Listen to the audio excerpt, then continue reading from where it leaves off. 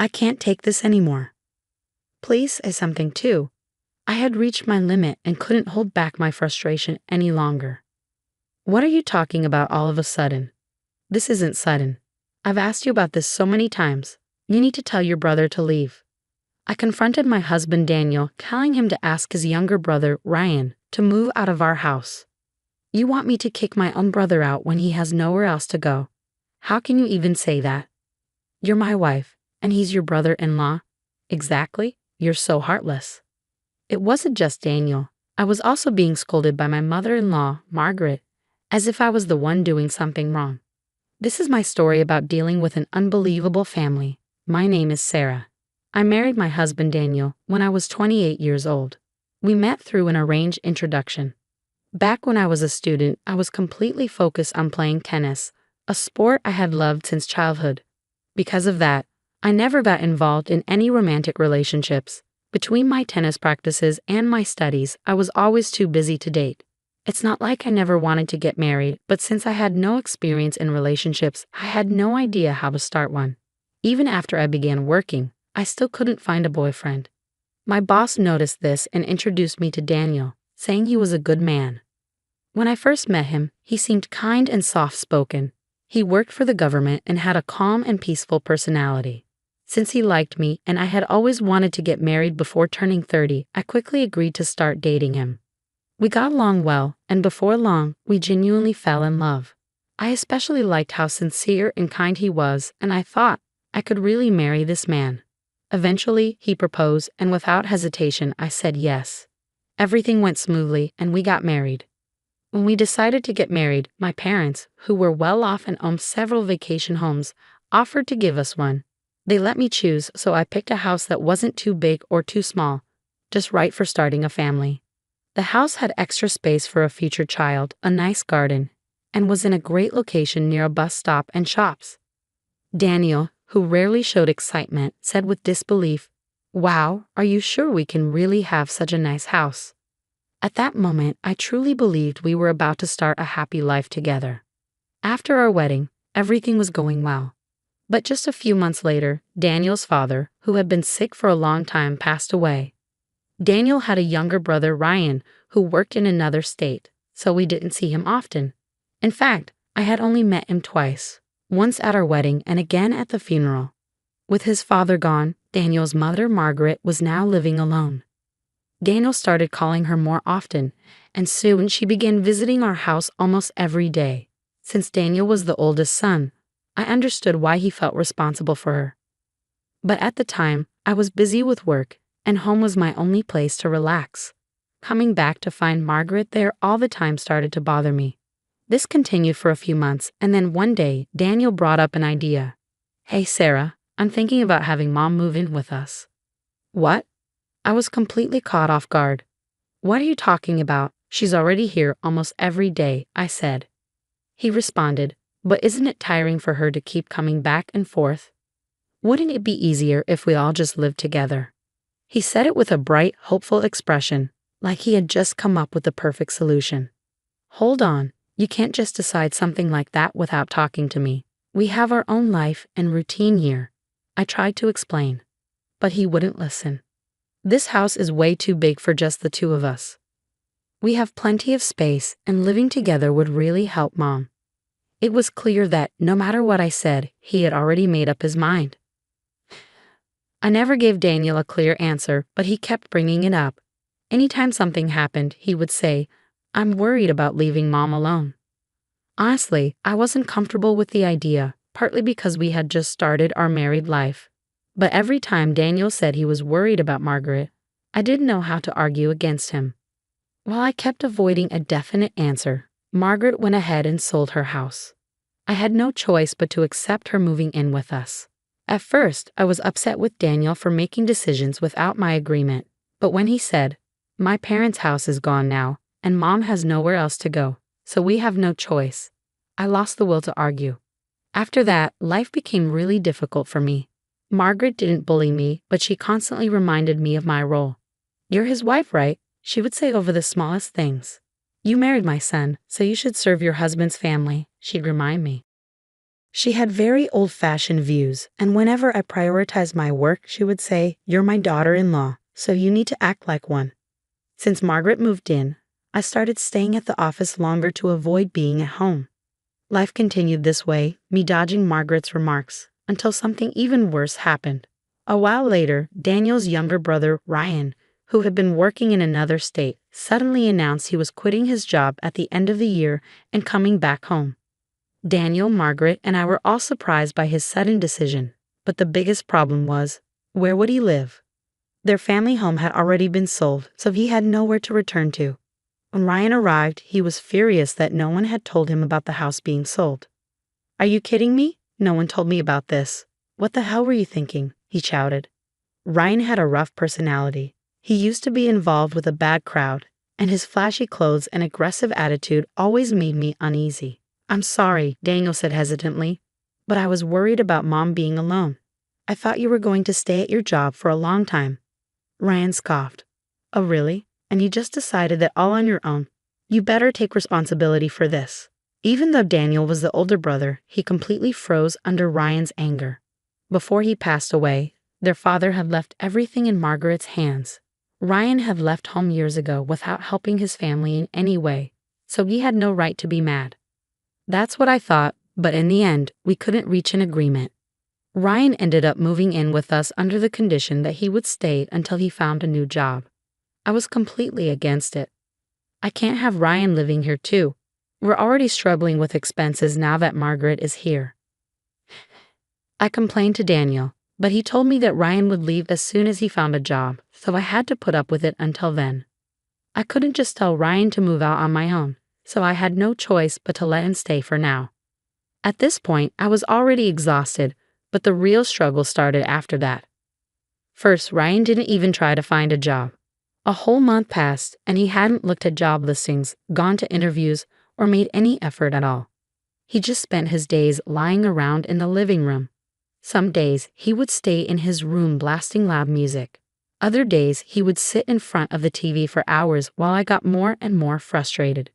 To make things worse, as soon as I got home from work, he would say things like, "Where's my dinner?" Or, "I'm taking a bath first, so get it ready." I couldn't take it anymore and complained to Daniel. "Hey, can you do something about Ryan's attitude? He treats me like a maid." Daniel just laughed and said, "What do you mean? He thinks of you like a sister and really cares about you in his own way." "Cares about me? No way. He orders me around. This is exactly like being a maid. I'm not a servant in this house." Seeing how upset I was, Daniel just sighed. "Come on, Sarah. You're my wife after all. You'll be fine." That was the last straw for me. "Yeah, I'm your wife, not his," I yelled. "Don't make such a big deal out of this," Daniel said. "You're right. You're not his wife, but he is like your little brother. Just try to get along with him." I couldn't believe it. Daniel really thought that as long as I was the only one suffering, everything would be fine. At that moment, I realized there was no point in arguing with him anymore. I stopped complaining about Ryan and Margaret after that. Instead, I would call my parents sometimes and vent to them. My mom and dad told me I could always come home if things got too bad, and that gave me the strength to keep going. But then Ryan caused another disaster. One day, I came home from work and saw a fire truck parked in front of our house. My heart dropped. As I stood there in shock, I saw several firefighters walking out of our house. Daniel and Margaret stood at the door, bowing and thanking them. After the fire trucks left, I rushed up to Daniel. "What happened? Why were firefighters here?"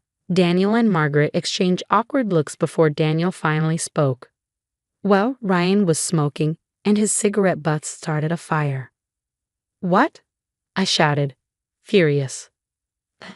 When I asked for more details, they told me that Ryan's cigarette had started a small fire. But Margaret quickly called Daniel and the fire department. I couldn't understand why they didn't contact me. It was a good thing I came home when I did, just as the firefighters were leaving. But if I hadn't come home, would they have kept it a secret? I asked them, but they stayed silent. I was so frustrated, I stormed into Ryan's room without knocking. "Hey, you should knock before coming in," Ryan yelled. I ignored him and looked around the room. I immediately saw the burn marks on the floor right next to his bed. The house had smelled like cigarettes ever since Ryan moved in, and it was stressing me out.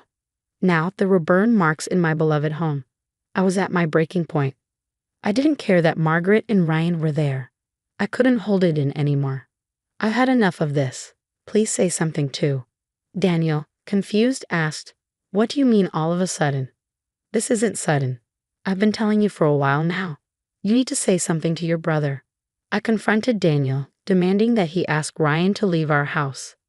Daniel sighed and said tiredly, "You want me to kick my brother out with nowhere to go? How can you say that when you're his sister-in-law?" "That's right. You're the worst," Margaret added. Not just Daniel, but even Margaret started blaming me. Why was I being blamed? This was my home. My father gave it to me. Margaret and Ryan had moved in without my permission, and now they were acting like I was the problem. I couldn't back down, so I told Ryan directly, "I want you to leave." "How could you? Are you seriously saying you want to kick your brother-in-law out?" Ryan shouted, then stormed out of the room. He had a smirk on his face as he left. I was so frustrated that I went to my room. The next day, when I got home from work, the key wouldn't fit into the door. I tried and tried, but it wouldn't work. When I rang the doorbell, no one answered. Then my phone buzzed with a message from Daniel. "I changed the locks. I'll let you back in after you cool down." Unbelievable. I thought, if they were going to treat me like this, I'd leave. I went straight to my parents' house and explained everything. My parents listened carefully, and my dad's face became serious. "Leave the rest to me," he said. He immediately hired a lawyer he knew. Things moved quickly after that. I sent Daniel a letter demanding alimony and divorce, as well as a certified letter telling them to leave the house. At first, Daniel refused the divorce. Divorce over something like this? It's ridiculous. But when I threatened to take him to court, he suddenly stopped arguing. When we discussed him moving out, he raised his voice again. "This house is mine too. As your husband, I have rights to it." The lawyer pulled out the registration papers. "You don't have any rights to this house." Daniel, Margaret, and Ryan went pale. They had never expected this. Daniel begged, "Please reconsider, Sarah." But I stood firm. "I won't change my mind. I'm getting a divorce." Eventually, Daniel, Margaret, and Ryan moved out. Daniel struggled to pay the alimony, and they ended up in a small, run-down apartment. Ryan got into trouble later on for attacking someone, but that wasn't my concern anymore. I got my house back, fixed everything, and now my parents come to visit on the weekends. I'm finally living happily. After not seeing him for a month, John just thrust a divorce lawyer's business card at me without even asking, "Are you okay? Or how are you feeling divorcing a wife who doesn't work? Pay me $1,000 a month as alimony. Sounds good. Take care." John chuckled as he said this, standing beside him. Emily was wrapping her arm around his, wearing a similar smug expression. "Fine, let's divorce then." I said it so casually that John seemed a bit surprised, but he quickly shared his smile with Emily. Good thing John isn't much of a thinker. It makes my plan easier to execute. After the divorce papers got approved, I decided to start my revenge plan on both of them. I will make them cry as a celebration of my recovery. My name is Sarah Wolf. I'm a 47-year-old illustrator. I'd also work as a children's book author. I just love drawing. I have two childhood friends, John and Emily. They're important friends to me, and John is also my husband. It all started when John asked me out as I was heading to a different college after high school. I was surprised.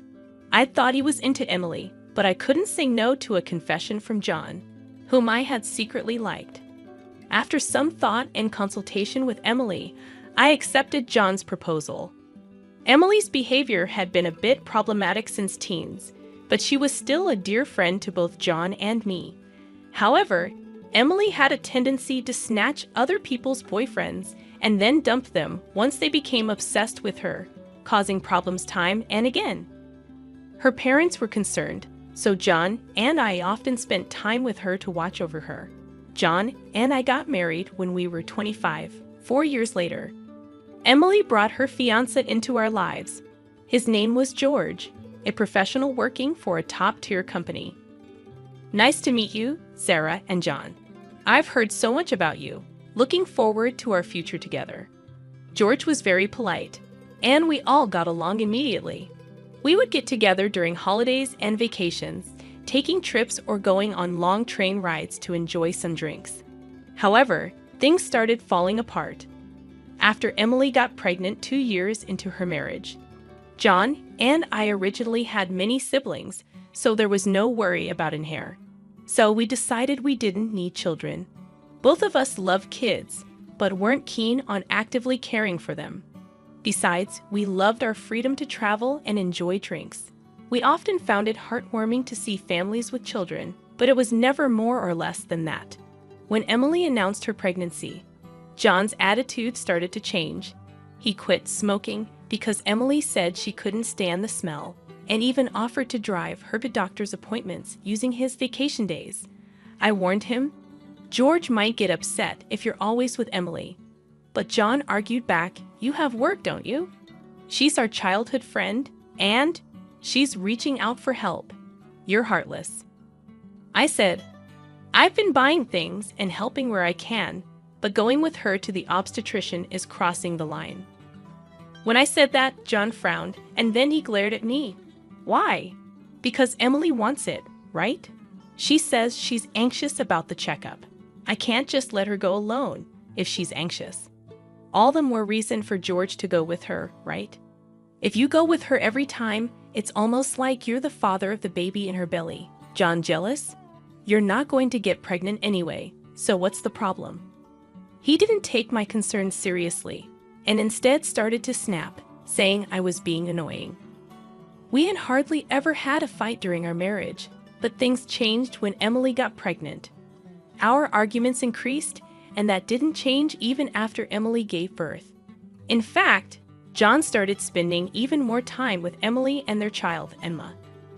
But when Emma was 6, an incident occurred. It had to do with the attendees of Emma's graduation ceremonies. The day before the graduation, John suddenly started rummaging through the closet. "John, what are you doing? Have a meeting tomorrow." John's workplace had a casual dress code, but there was a rule to wear a suit during client meetings, so he always kept a few suits ready. But they were all thrown on the bed now. No, just trying to decide what to wear for the graduation ceremony. "What? You're seriously thinking of attending the graduation?" "Yeah, George can't make it. Emily asked me." "Wait, that's absurd. No matter how you look at it." I inadvertently raised my voice in denial. Immediately, John's face turned sour. I knew he occasionally picked Emma up from kindergarten, and I had done so myself when asked. Yet it was nonsensical for a childhood friend who wasn't even a biological parent to attend a graduation ceremony. "What? You still doubt me and Emily? I'm disappointed that you can't even help out." "That's not the point." "Point anyway. I'm attending the graduation tomorrow, so iron a shirt properly." John said that and abruptly ended the conversation, leaving me behind and going to the bedroom. I had no choice but to call Emily. "Hello, Emily. About tomorrow." Sorry about tomorrow. I'm borrowing John." "But won't George be upset about the graduation attendance, Sarah?" "What are you talking about?" "Obviously, I haven't told George that the graduation is tomorrow. I'll tell him after the ceremony." I was shocked to learn that George didn't know about the graduation schedule.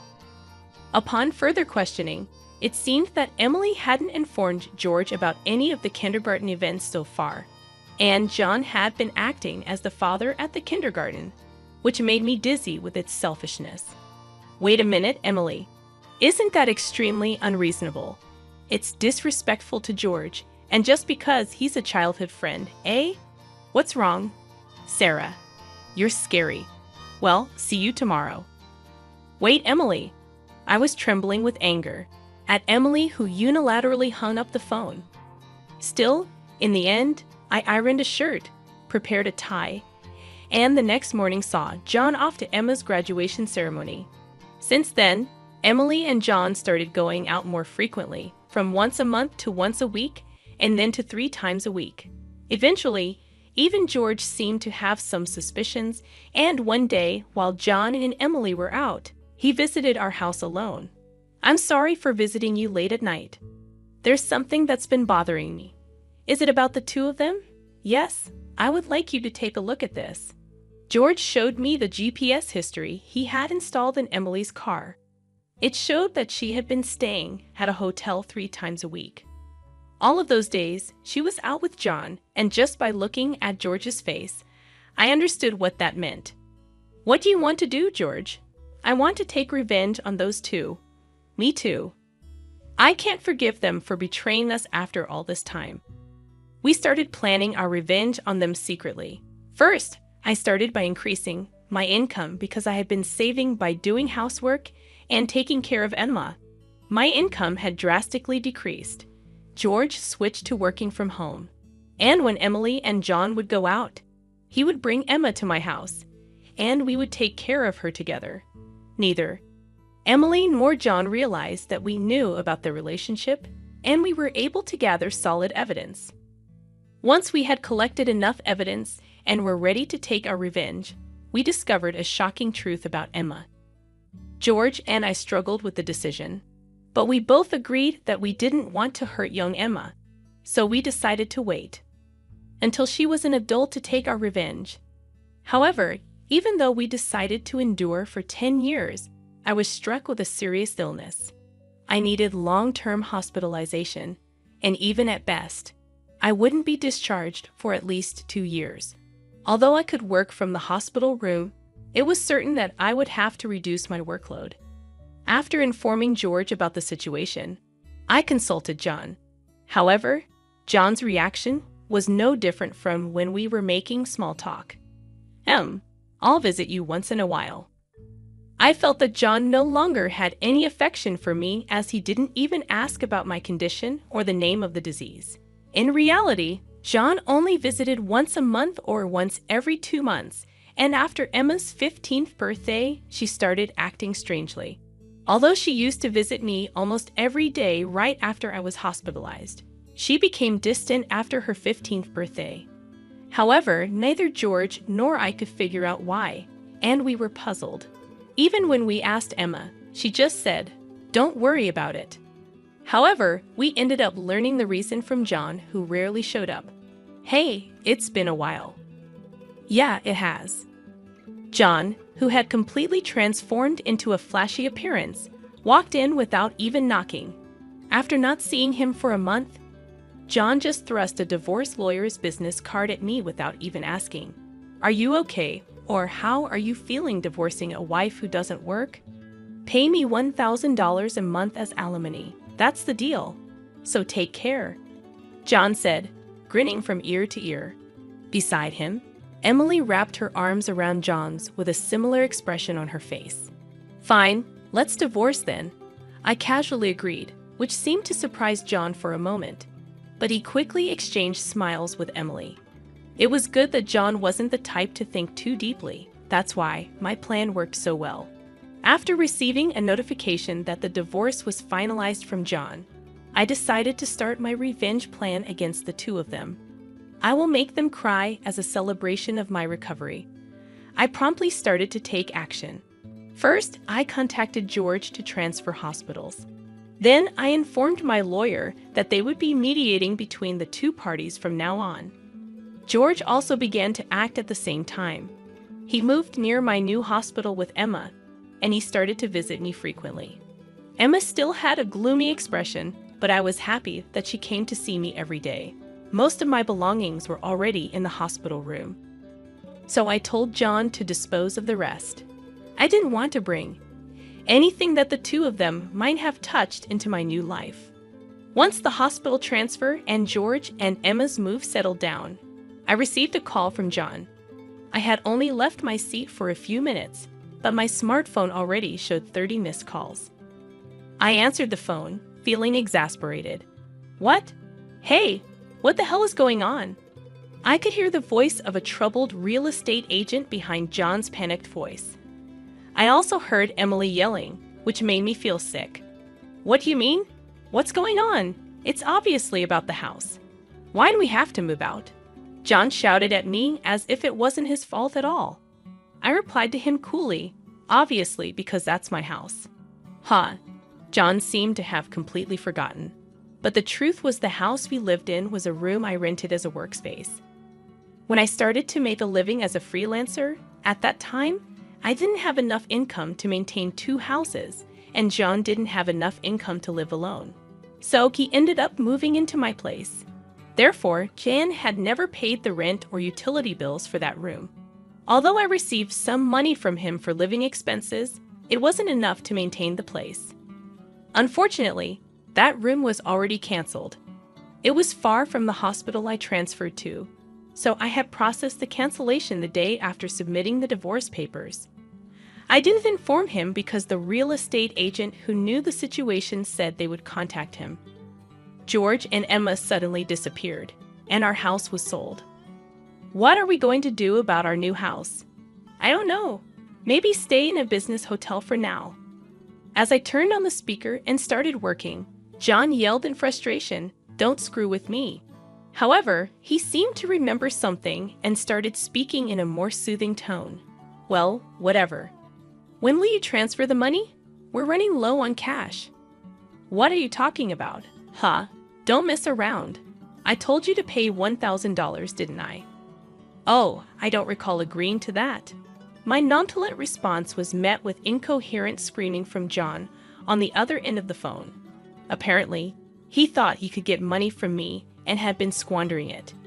Even if he had $1,000 left, how did he plan to get by for the rest of the month? Hey, don't just stay silent. Say something. There's really nothing to talk about. My retort left John momentarily dumbfounded, but he soon started yelling again, growing increasingly annoyed. I addressed John in as cheerful a tone as I could muster. "Anyway, we're basically strangers now, so please don't contact me anymore. You'll hear from my lawyer." "Huh? Lawyer? Hey, wait a minute."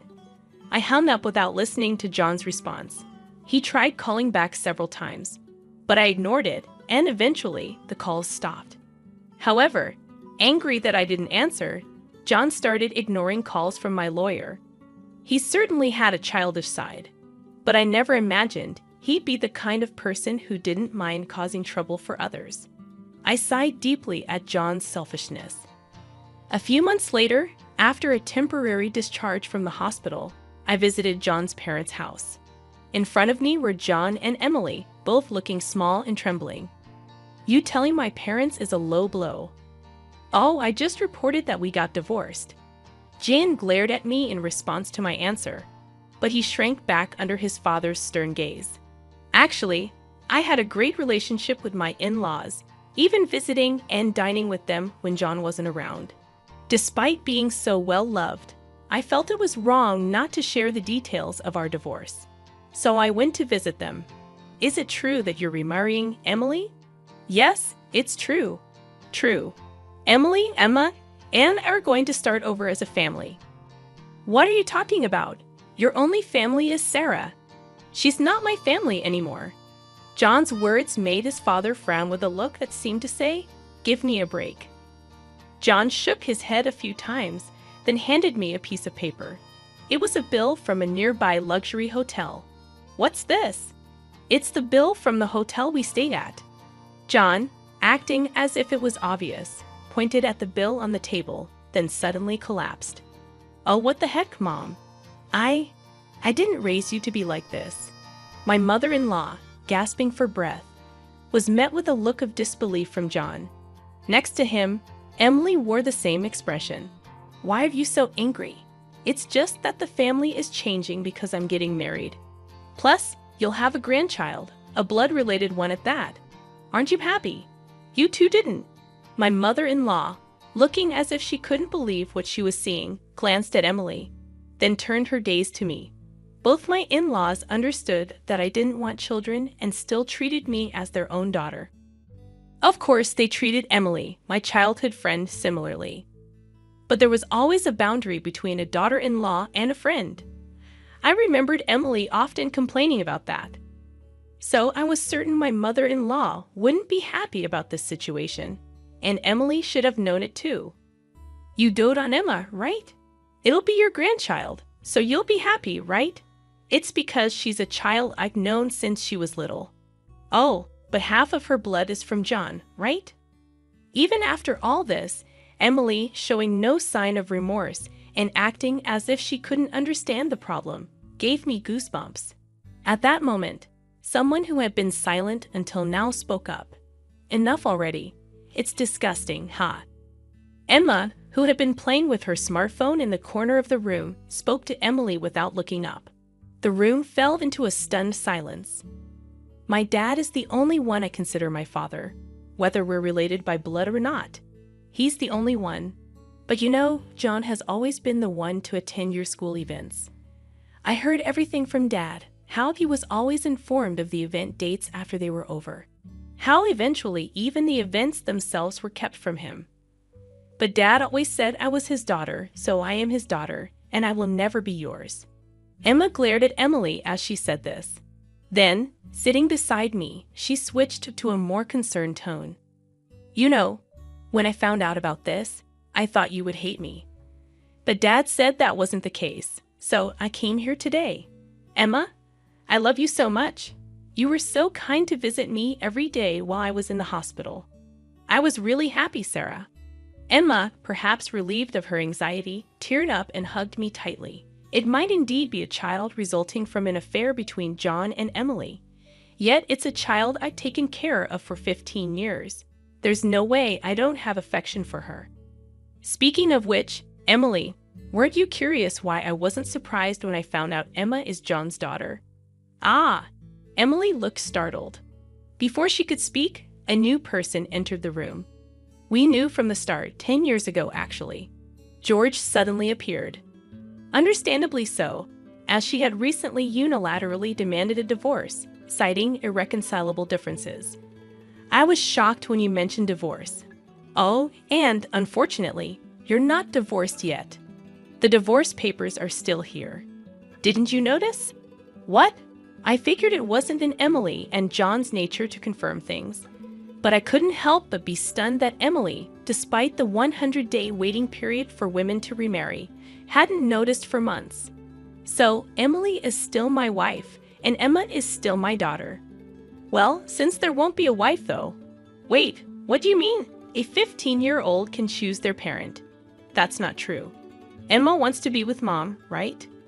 Emily said that and looked at Emma. Emma frowned at Emily and held my hand. Emily was speechless at that and glared at me. Then, John suddenly burst into laughter. So that's what it is. You two are together, huh? But too bad. Isn't it impossible to live on George's salary alone? Can you stop making weird assumptions? Also, it seems George earns double the amount you think. Emily knows about it, huh? It's probably a bluff. A lol. Besides, it's impossible for you to work while dealing with your illness. You'll just die miserably somewhere. This time, I laughed at John's huge misunderstanding. John, seeing me suddenly start laughing, was getting frustrated. You didn't know about my income, did you, huh? It's probably just a bit more than a part-time job. No, it's different. My annual income is $500,000, huh? John's eyes and mouth were wide open in shock. Emily was also stunned. In fact, over the past 10 years, I had become a popular children's book author, and my income had skyrocketed from essays, interviews, and the like. Moreover, a film adaptation is planned soon, so my income is skyrocketing. Liar. Oh, do you want to see this? I said that and showed Emily my bank account screen. It clearly showed a large amount of money being deposited every month. Emily was at a loss for words when she saw it. Sarah, let's make up, huh? What are you saying? Emily was furious at John's words. Blinded by the money, I watched them blankly and then opened my mouth. Well, if you want to get married, feel free. Oh, and I'll definitely take the compensation for damages, Sarah. Wait, Sarah. Ignoring John's words, I took Emma's hand, and after saying goodbye to my in-laws, I left their house. John originally worked at my father-in-law's company, but it was revealed that he was lying about going out for sales, and he was fired. My father-in-law planned to forcibly put him on a friend's fishing boat and work him to the bone. Working on a fishing boat was tough for an indoor-loving John, and he contacted me several times. But each time, I notified my father-in-law, and eventually, the calls stopped. Emily lost custody to George and got divorced. She seemed uninterested in John, who couldn't afford luxuries and didn't seem to chase after him. She was disowned by her family and lived alone in a rundown apartment. She hadn't worked at all since getting married, and since she had always made others do things for her, she couldn't do anything herself. And there were hardly any places that would hire her as a full-time employee. Still, she had to pay for her living expenses and child support. So she worked multiple part-time jobs and barely made ends meet. After entering high school, Emma worked hard every day to study abroad and go to a prestigious university overseas. Being originally diligent, her dream is to translate my picture books and deliver them to children all over the world, which makes me happy. As for me, my picture books are selling well, and I am receiving more and more offers for anime adaptations and merchandise. My illness is also progressing well, and although I am still hospitalized, my doctor recently told me that I might be able to leave the hospital next year. And one more thing, George and Emma come to visit me every day. Actually, George recently confessed to me with remarriage in mind. I haven't given my answer yet, but I can't help but have feelings for him. He said he wants to live together when I leave the hospital. While thinking about what to answer, I work on my picture books every day, hoping for a happy future for us. I weave stories again today.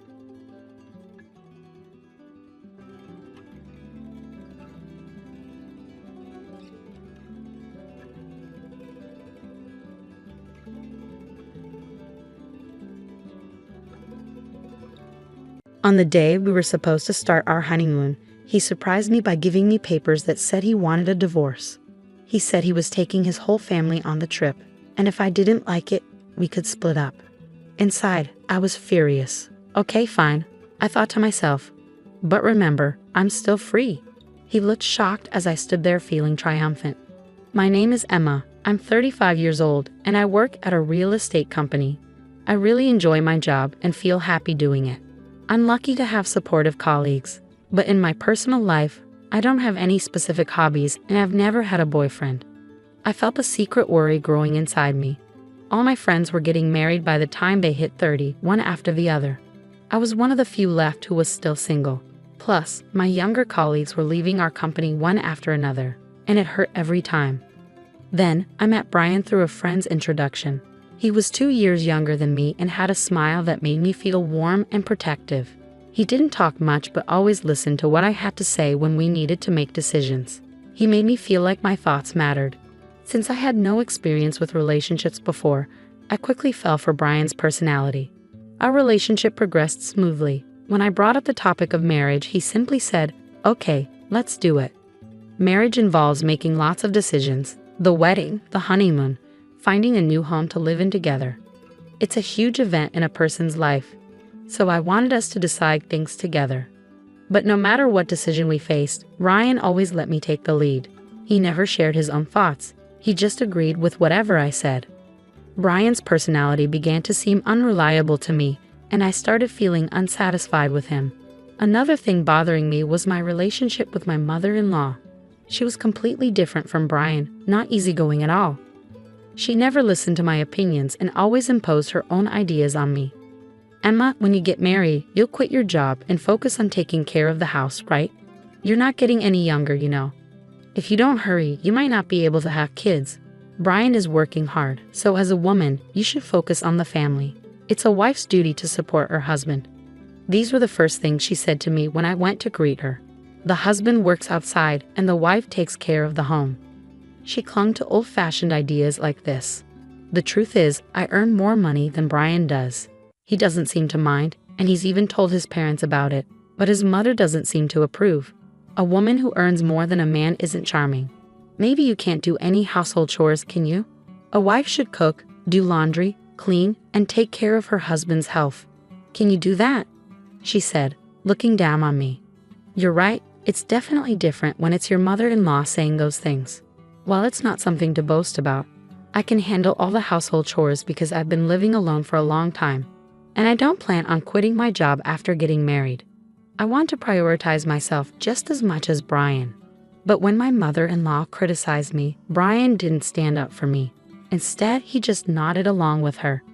That made me feel uneasy about relying on him for the rest of my life. But then again, Brian is younger than me. Maybe he'll become more dependable as he gets older. If this marriage doesn't work out, I might never get married at all. My mind is torn between anxiety and desires, stuck in an endless conflict. But time doesn't wait, even when I'm troubled. There are so many decisions to make for the wedding. Where to go for the honeymoon, arranging time off from work, and more. The to-do list keeps growing, and it's making me feel even more uneasy. I was juggling busy days, preparing for both work and marriage.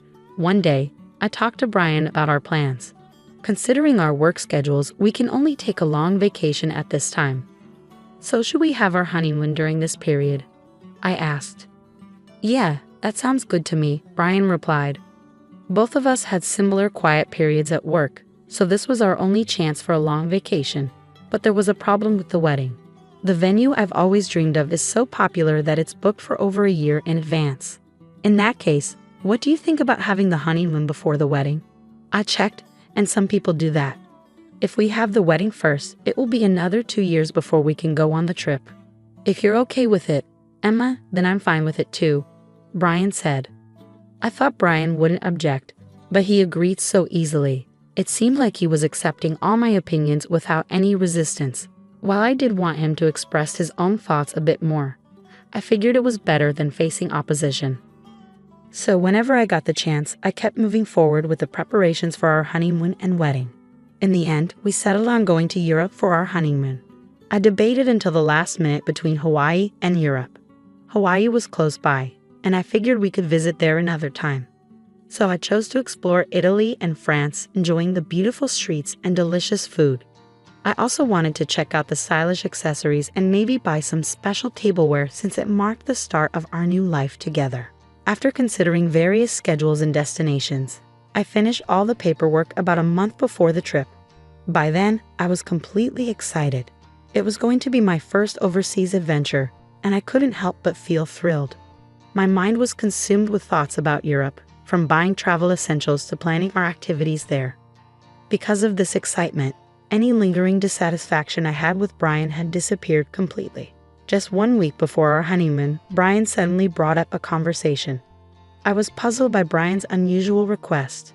He rarely asked me for anything, so I was curious about what it could be. Could it be related to our trip? Did he find a place he wanted to visit? I was filled with anticipation as I asked him, "What's wrong?" Brian innocently made his request, saying, "I want to go to see Taylor when we're in Paris. Mom really wants to go there." I was taken aback. "Your mother-in-law?" "Wait, what do you mean?" I couldn't keep up with this sudden turn of events, but Brian seemed to think it was obvious. "Well, since everyone else is going, we'll all be together even during the trip, right?" "What do you mean by everyone? It's our honeymoon, so it's obvious that it's just you and me going." "But my mom thinks it's normal for the whole family to go," Brian explained. "First of all, I only made reservations for 2 people. You and me, Brian. The deadline for booking was 7 days ago. Today is the last day to register. Whether we go together or not, I only booked for 2 people, so it was impossible for the whole family to join. If you ask the travel agency, they might be able to sort something out," Brian suggested. I was stunned by Brian's statement when suddenly, the intercom in the house rang. On the screen, I saw my in-laws. Without any regard for my surprise, they entered the house with a load of bags. Ignoring my objections, my mother-in-law's eyes sparkled as she declared, "I thought I'd leave the luggage here since we're leaving soon. I'm so excited." Brian chimed in, "Just leave the luggage here," and began leading them into the room without asking for my consent. "Wait a minute." I tried to stop him urgently, but my mother-in-law shot me a sharp look. "What's the matter, Emma? I hope you're not suddenly saying you don't want to go together now." "I never agreed to go together in the first place," I retorted, but my mother-in-law paid no attention. "You heard it, she just said no, didn't you?" "But Brian always thought we would go together with you, right?" she asked, trying to flatter Brian. Brian simply replied, "Yeah," affirming her statement. Seizing on his agreement, my mother-in-law began to dismiss me. "It's normal for the husband's parents to go on the honeymoon. Don't you have common sense? I hope you won't ruin the trip with any unpleasant experiences since it's a special honeymoon. We want to make good memories, right? I'll make sure to teach you some common sense during this week before we leave. It's supposed to be a special honeymoon after all. I felt like everything was falling apart. My blood was boiling with frustration. Mother-in-law, this is a honeymoon, you know. Normally, it's just supposed to be the husband and wife. I insisted desperately. If I listened to my mother-in-law's demands now, it would set a bad precedent for the future. I wanted to avoid that at all costs. However, my mother-in-law stubbornly refused to back down. Not only that, but she began to dismiss my concerns altogether. The husband's parents going on the honeymoon together is just common sense. I can't believe you don't want to be with us. I thought we were becoming a family, but it seems our ideas of common sense are different. You don't seem to like me, and nothing seems to match. How sad, she said, lowering her eyebrows in a fake manner. Her words, how sad, seemed to have a hidden smirk behind them. I was convinced she was deliberately trying to trap me. That's how sure I was. Even Brian, without questioning, started blaming me based on my mother-in-law's words. Emma, what's wrong with you? They're my parents. It's okay for us to go on the honeymoon together, right? It's not possible. We've already booked reservations for 2 people. Plus, I've never heard of families joining a honeymoon trip, I declared. Brian shouted angrily, as if looking for a fight. I never realized you disliked my parents so much, Emma. That's enough, just leave for today, Brian said, looking at me as if he couldn't believe what he was seeing. As he spoke, a wicked smile spread across my mother-in-law's face. Why does he always take his mother's side without even considering his spouse's opinion, especially at a time like this? I wished he would support my views. Before I could react to his words, I found myself pushed out to the entrance. Just before the door closed, I caught a glimpse of my mother-in-law's smug expression. Left outside, I felt powerless. Why am I being portrayed as the bad guy? Why does everything, even this special trip, have to be ruined? Frustration and sadness consumed me, and tears began to flow. A few hours later, I received a message from Brian. I want you to see if it's still possible for them to join the tour. If not, we'll cancel this trip and find a tour where all 4 of us can go. Please think rationally. If you reconsider, we can sort it out properly. I don't believe I'm in the wrong. It seems like there's no reason for you to apologize or respond. Brian hasn't contacted you since his last message, and it's likely he's upset too. Time passed, and the day of your honeymoon departure finally arrived. Despite feeling unable to enjoy it in your current state, you had spent a month preparing for this trip, so you couldn't refuse. As you were getting ready to leave, the intercom rang, and it was Brian coming to pick you up. You hadn't seen each other since the incident, so you didn't know how to act around him. His arrival indicated that he still intended to go on the trip, but strangely, he didn't have any luggage with him. Instead, he handed you divorce papers. After hurting my parents, you still planned to go on this trip, didn't you? He accused. I'm taking my whole family on this honeymoon. If you don't like it, let's get a divorce. My mom said it would be better that way, he added, thrusting the papers in front of you. In that moment, you finally saw his true colors. You had thought he would listen to you and prioritize your feelings, that he was a kind person. But it turned out he didn't have his own opinions, and he put his family before you. That's who Brian truly is. As I came to that realization, my feelings for him began to cool down. Even if I were to marry him, I couldn't see myself overcoming the challenges that lay ahead and becoming a family with his mother-in-law. It just seemed impossible. Determined, I pointed at the divorce papers in front of me and said, "Sure, but remember, I'm still single, you know." "Huh?" Brian exclaimed, clearly surprised by my words. "Single? What do you mean? Weren't you listening? We talked about going on the honeymoon but delaying the registration until the day of the ceremony. I made sure to get your permission, Brian. You didn't forget, did you? The marriage certificate is still in the drawer, and you even said, 'If you are fine with it, Emma, then I'm fine too.' That's right, divorce or not, we're not even married yet. There's no problem with going on the honeymoon with my maiden name." Maybe you remembered my words. Brian's expression suddenly changed. But then he turned red and raised his voice in frustration. "Are you out of your mind to give up on marriage just because of a honeymoon? Get a grip." I responded, matching Brian's intensity with my own strong voice. "This is the result of me being rational. I've been so desperate to get married that I couldn't see reality clearly. I don't think I can be happy marrying someone who doesn't listen to their future spouse's opinions and doesn't support them. I'd rather stay single for life. Thanks for making me realize that. Haste makes waste. I keenly felt that this saying was true. Hey Emma, let's calm down and start over from scratch, okay? He looked like he was about to cry. His pleading voice trembled. But I won't be fooled anymore. I will break free from this guy. Without realizing it, I found myself shouting loudly at Brian. If you're so desperate for a family trip, why don't you go with your family of 3? But in return, you'll have to plan everything from the tour reservations to the itinerary all by yourself. After always relying on others, it's about time you experience the difficulty yourself. If you think you can handle it, go ahead, you indecisive man. I pulled out the marriage certificate from the drawer and tore it to shreds in front of Brian. His mouth hung open in shock at the sudden turn of events. Overwhelmed by my determination, Brian was completely taken aback. Do you understand how serious I am now?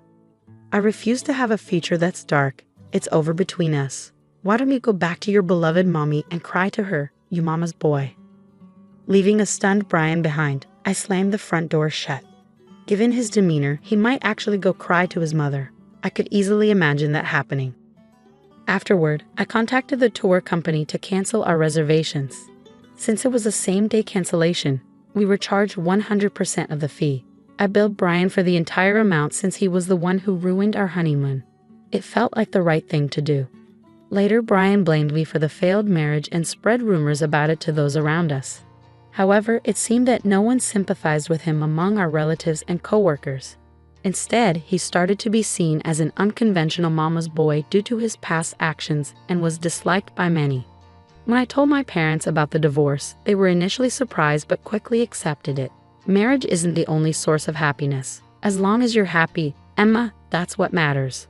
I couldn't be more grateful for my mother's words. As a side note, since then, my hobby has become traveling. I felt it would be a waste to let long vacations go to waste, so I embarked on my first solo trip. Going overseas alone was a bit daunting, but I enjoyed a relaxing time in historic cities I had always wanted to visit. Wow, being alone is actually quite enjoyable. Thanks to the historical adventure trip, I've started to fully enjoy solo traveling. Whenever I have time off on my next break, I'm planning to embark on my next overseas trip. I've begun a life where I won't let myself be controlled by marriage alone.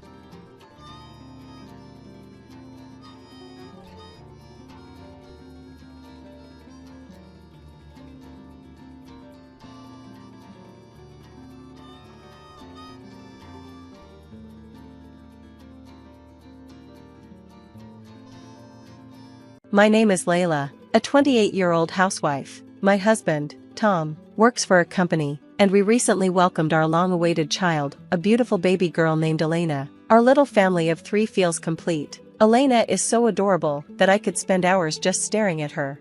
She looks just like you did when you were little, Layla, my mom often says. Seeing Elena brings back so many memories for her.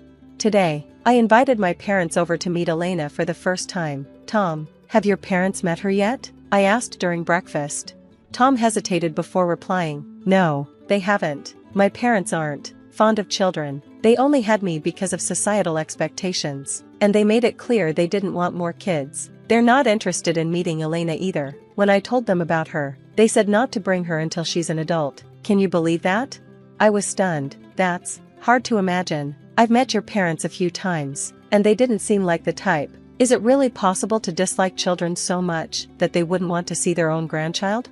I'll send them a picture, Tom said, sighing. Maybe it'll change their minds. I'll keep trying to convince them to meet her. True to his word, Tom sent his parents a photo of Elena, but their response was lukewarm at best. As the months passed, Tom's efforts to persuade them continued, with little success. It's been almost 10 months since Elena was born, I said one evening. Have your parents changed their minds? Tom shook his head sadly. No, they're still against meeting her. I've tried everything, but they won't reconsider. I feel like a terrible dad for not being able to bring my parents around. I took his hand in mine. Tom, you're not a bad dad. Elena and I see how hard you're trying, and we love you for it. Right, Elena? I smiled at our baby, who was peacefully napping in her crib. Thanks, Layla, he said, his voice soft. I'll keep trying. While I admired Tom's persistence, I was growing tired of trying to cheer him up. If his parents didn't want to meet Elena, I was ready to accept it and move on, but I didn't have the heart to say that out loud, knowing how much it mattered to him. And what if Elena asked one day why she never met her grandparents? How could I explain their indifference to her? As Elena's first birthday approached, something unexpected happened, a phone call from my in-laws. "Layla, it's been a while," Tom's mother began. "Yes, it has. How are you?" I replied cautiously. "We're well. How is the baby?" she asked. Her sudden interest in Elena caught me off guard. She's doing great," I said. "Layla, did we do something to upset you?" she asked hesitantly. "No, not at all," I replied, confused. "Other than not wanting to meet your granddaughter, everything has been fine."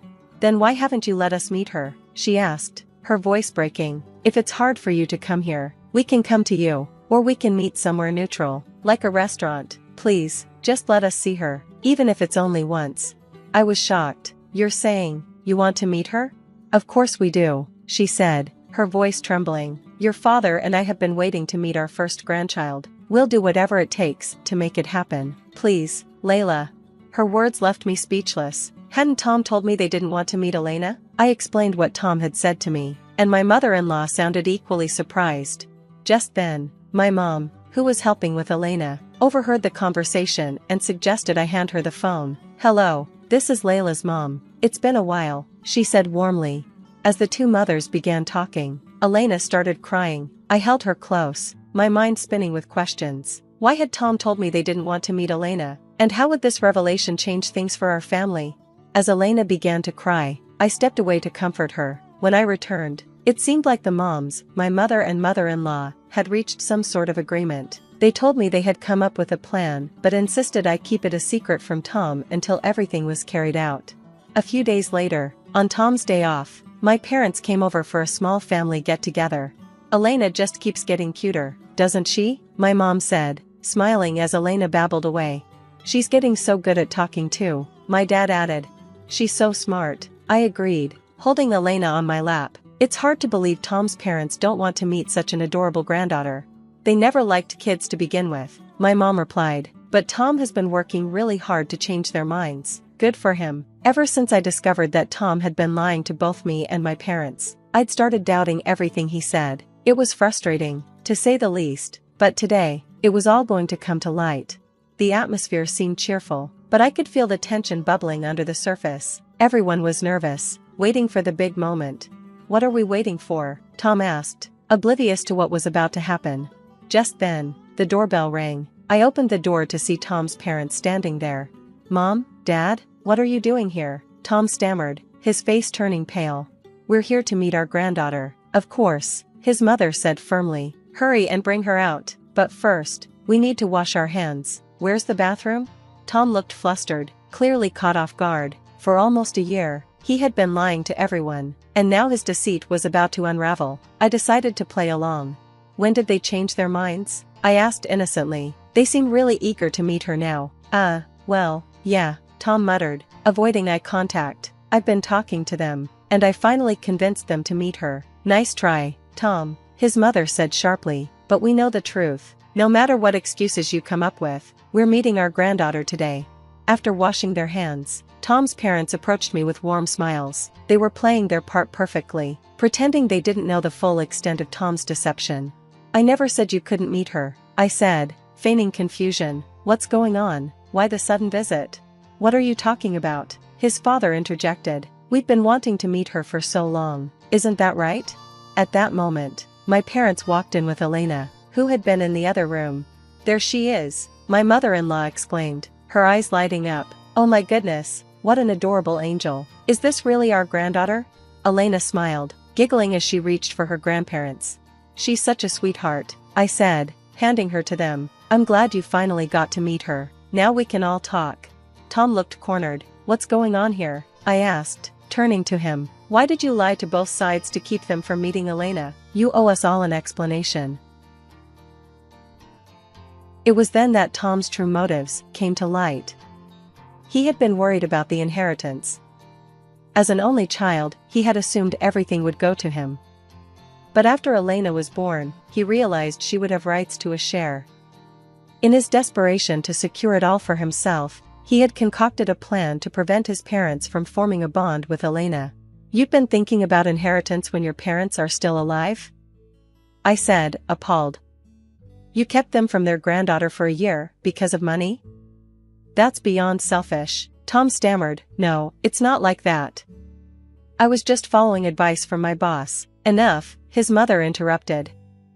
"Thanks to your efforts, we're going straight to a lawyer to make sure everything goes to Elena. While you're at it," I added, "don't forget another document you'll need to sign, the divorce papers." Tom froze. "Layla, no. Please don't do this. I can't stay married to someone who lies to everyone around him. It's only a matter of time before you try to manipulate Elena too." "I'm done. Mom, Dad," Tom pleaded, "will you still see Elena if Layla divorces me?" "Of course," his mother said coldly. "We're cutting ties with you, not our granddaughter."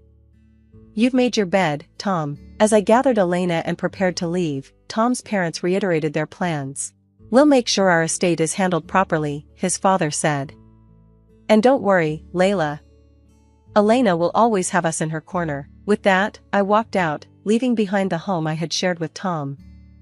It was no longer a place of trust or love, just a reminder of the lies that had nearly torn our family apart. After deciding to leave Tom behind, I packed up my things and returned to my parents' house. "You're welcome to come too, Mom and Dad," I told them. "We're getting everything ready to celebrate Elena's birthday there." Tom, left alone, pleaded desperately, "Wait. Don't leave me here by myself." But his cries fell on deaf ears as we headed to my parents' place. Shortly after, I finalized the divorce and secured full custody of Elena, along with child support. Tom didn't take it well. Angry at his boss for planting selfish ideas in his head, he caused trouble at work, which eventually led to him losing his job.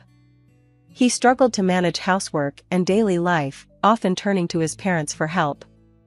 However, they completely ignored his pleas, fed up with his behavior. I've heard they're even planning to sell their home and move far away, ensuring Tom won't find them. Back at my parents' house, I've been raising Elena with their unwavering support. I managed to land a full-time job, and life has been looking up. Today is Elena's second birthday, and we're throwing a party to celebrate this precious milestone. As friends and family gathered, I stood up to make a toast. "Thank you all for coming to celebrate with us today. If I may, I'd like to propose a toast." Everyone raised their glasses. "Cheers," Elena beamed and, in her tiny voice, joined in. "Cheers." "Wait," one of my relatives said with a laugh. "She's only 2, right?" "I've never seen a 2-year-old say something like that so confidently." "Neither have I," added another. "Elena loves saying cheers," my mom chimed in. "She practiced with Layla yesterday and did great." Surrounded by love, Elena is growing into a bright, happy little girl, a true treasure to everyone around her.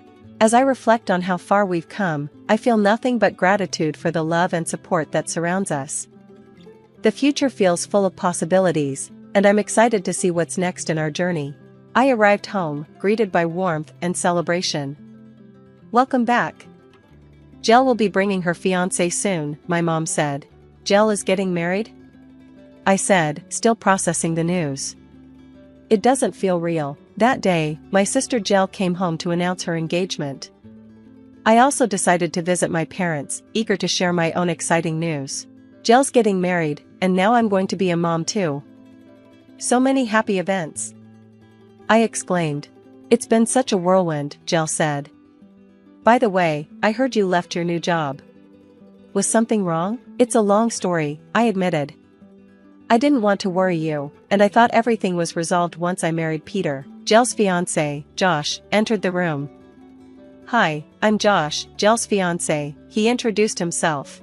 "Nice to meet you," I said, smiling. "Oh, you're Josh? You're younger than I expected." "Don't be so nervous, everything's going to be fine." Despite my reassurances, Josh seemed uneasy. "When's the wedding?" I asked. "Well, we haven't set a date yet," Jel replied. "We need to coordinate it with your due date now that we know you're pregnant." Josh's face turned even paler. "Oh, I didn't realize," he stammered. "Congratulations." Something about Josh's nervous demeanor unsettled me. He reminded me of someone from my past, though I couldn't place it immediately. The wedding day. The day of Jill's wedding arrived, filled with joy for some and anxiety for me. As I got up to use the restroom, supporting my heavy belly, my phone rang. "Hello?" I answered. The voice on the other end sent chills down my spine. "Have you forgotten the name of the man you betrayed?" John hissed. "You and your unborn child should just disappear, you con artist." Before I could respond, I felt a violent shove from behind.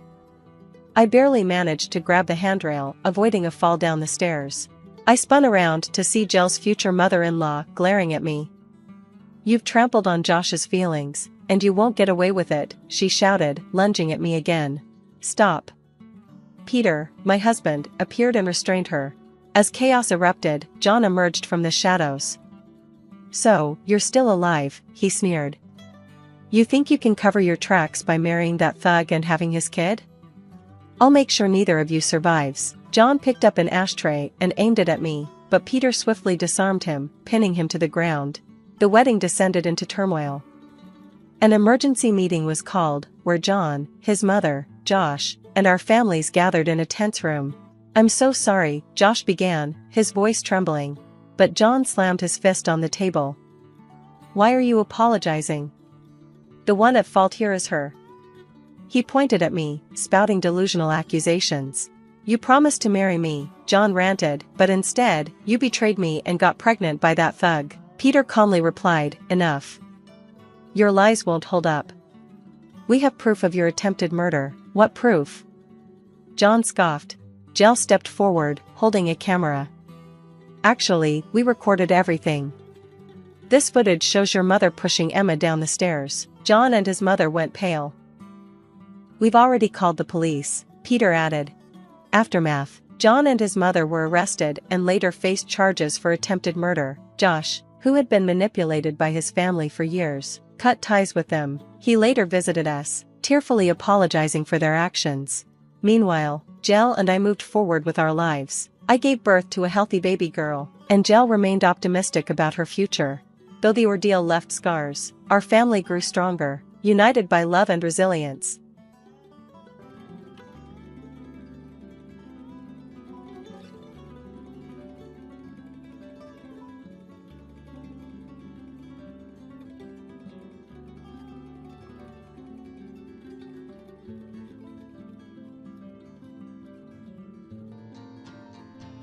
My name is Emily. I'm 40 years old. I've heard my name means to grow up cheerfully. However, when I was 15, I found out that my father's ex-girlfriend was named Emily. Ever since, I've quietly doubted the true origin of my name. Honestly, as a kid, there are certain delicate past details about my parents I'd rather not know. They didn't really dote on me when I was young. My brother, 3 years older, is named Ryan. He's smart and charming. Both parents always wanted a boy. Ryan, as their first child, was loved immensely. Our grandparents believed the first child must be a boy, an old-fashioned thought. My mother gave birth to a boy, despite immense pressure. With this background, my parents love Ryan more than anyone else. What about me? I always got hand-me-down clothes from Ryan. Even New Year's money had a clear disparity. Relatives always invited Ryan. Instead of being told to be patient because you're elder, I was told to support the boys. A puzzling way to instill laddie-like behavior. I believe I was raised with a lot of discrimination. It felt like I was always many steps behind. My redeeming feature has always been my carefree nature. My parents said, "You never think about anything." If I thought too much, I might have become dark and resentful towards Ryan. Ryan is Ryan, and I am me. Our family is a bit strange, but that's okay. I decided to accept our family and didn't care about my parents' attitude. No matter the difference in treatment, I am thankful to my parents for raising me. Ren, as we were kids, is still my sibling. Deep down, I couldn't truly hate them. However, that sentiment wavered after a particular incident when I was in my late 20s. My father retired. Both he and my mother, a homemaker, lived on their pension.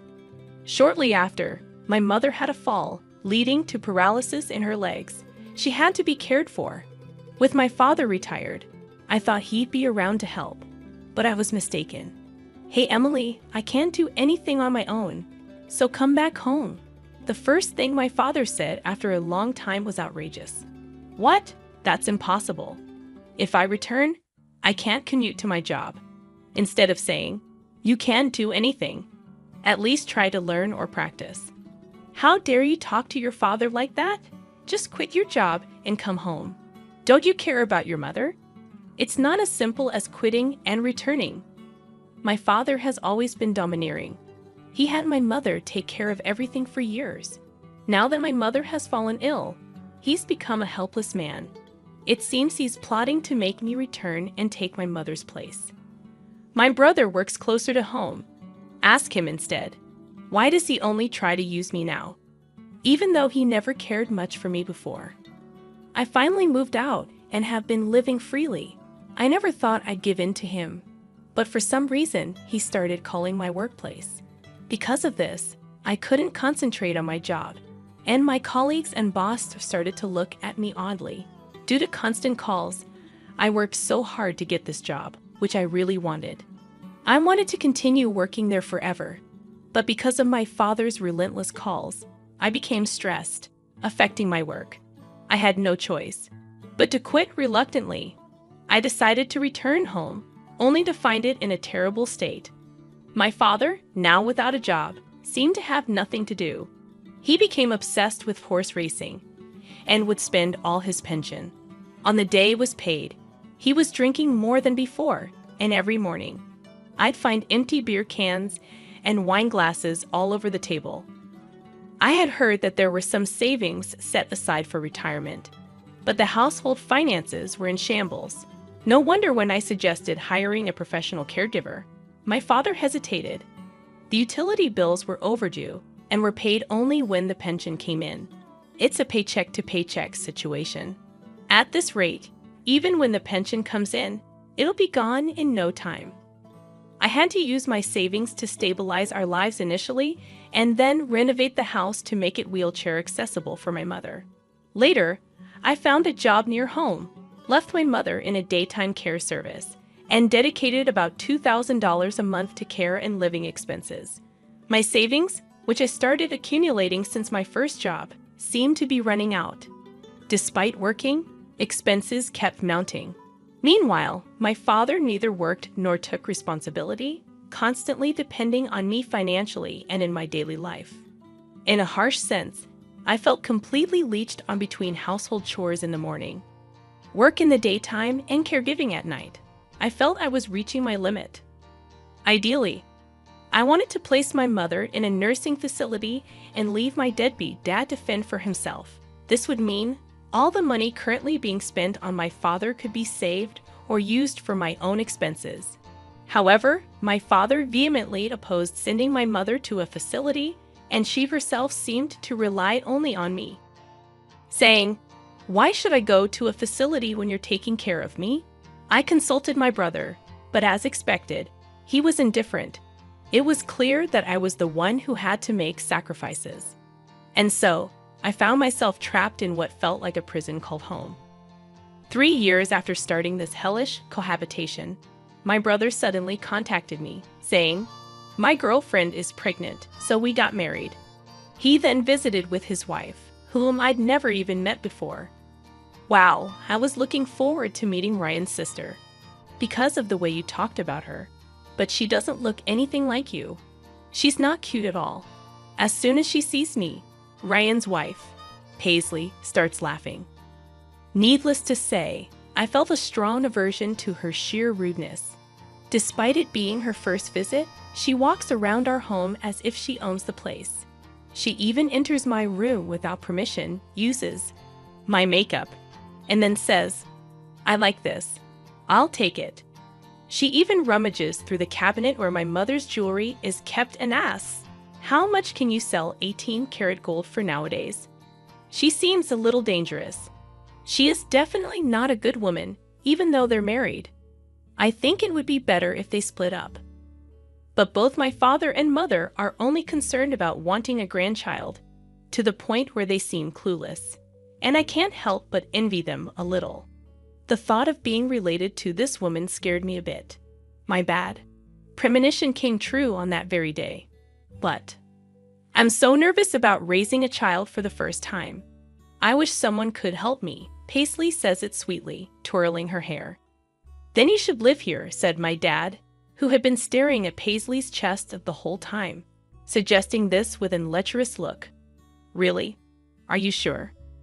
Of course, as my parents, brother, and wife are getting excited about living together. I couldn't help but ask. What will we do about the lack of rooms? You can move out. What? My father's words astounded me. That's a good idea. You should hurry up and leave. Can you move out soon?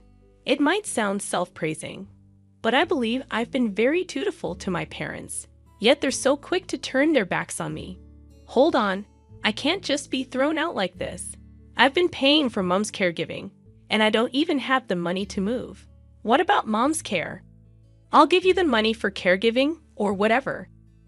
Thanks to working at a major company, not some small local business like you, I'm not struggling for money. All right, Emily, go to your room and pack up your things. Move out by today. He patted me on the back as if to usher me toward my room. He looked pleased, as if he had found a quality new host to leech off. Move out by today, he says, but it's snowing outside. I don't have any money. Where am I supposed to live from now on? Why? This doesn't make sense, does it? Without thinking, I voiced my true feelings. This isn't a joke. You're so naive, Emily. Listen, I won't say it twice. We're moving in because I'm having a child. The Aiden should leave. Taking aback, I instinctively looked at my parents, even at my mother, whom I had desperately cared for all these years. I wanted to be with my grandson. Just accept it, she said, smiling as if guiding me to acceptance. Saying so, he hastily packed up my room's belongings into a bag. At least wait a few days, until I find a place to live. But they forcibly dragged me by the arm and threw me out of the house. No matter how many times I rang the doorbell, they ignored me. Tossed around by my parents and finally by my brother, my life isn't their toy. Even when I was treated coldly as a child, I always smiled. It was my self-defense. But both my parents and brother misunderstood, thinking I could handle anything. This isn't a joke. Don't mess with me. Crying, I left my family home and wandered the streets aimlessly.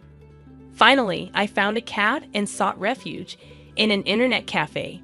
When I contacted a friend living in town, she miraculously offered to let me stay for a while. True friends are indeed priceless. With her support, I managed to save enough to live alone again. I haven't saved enough to leave town, but I don't want any more teas with my family. I decided to leave the state once I saved more. But one day, my father and brother came to see me. They had apparently found my address in some official records.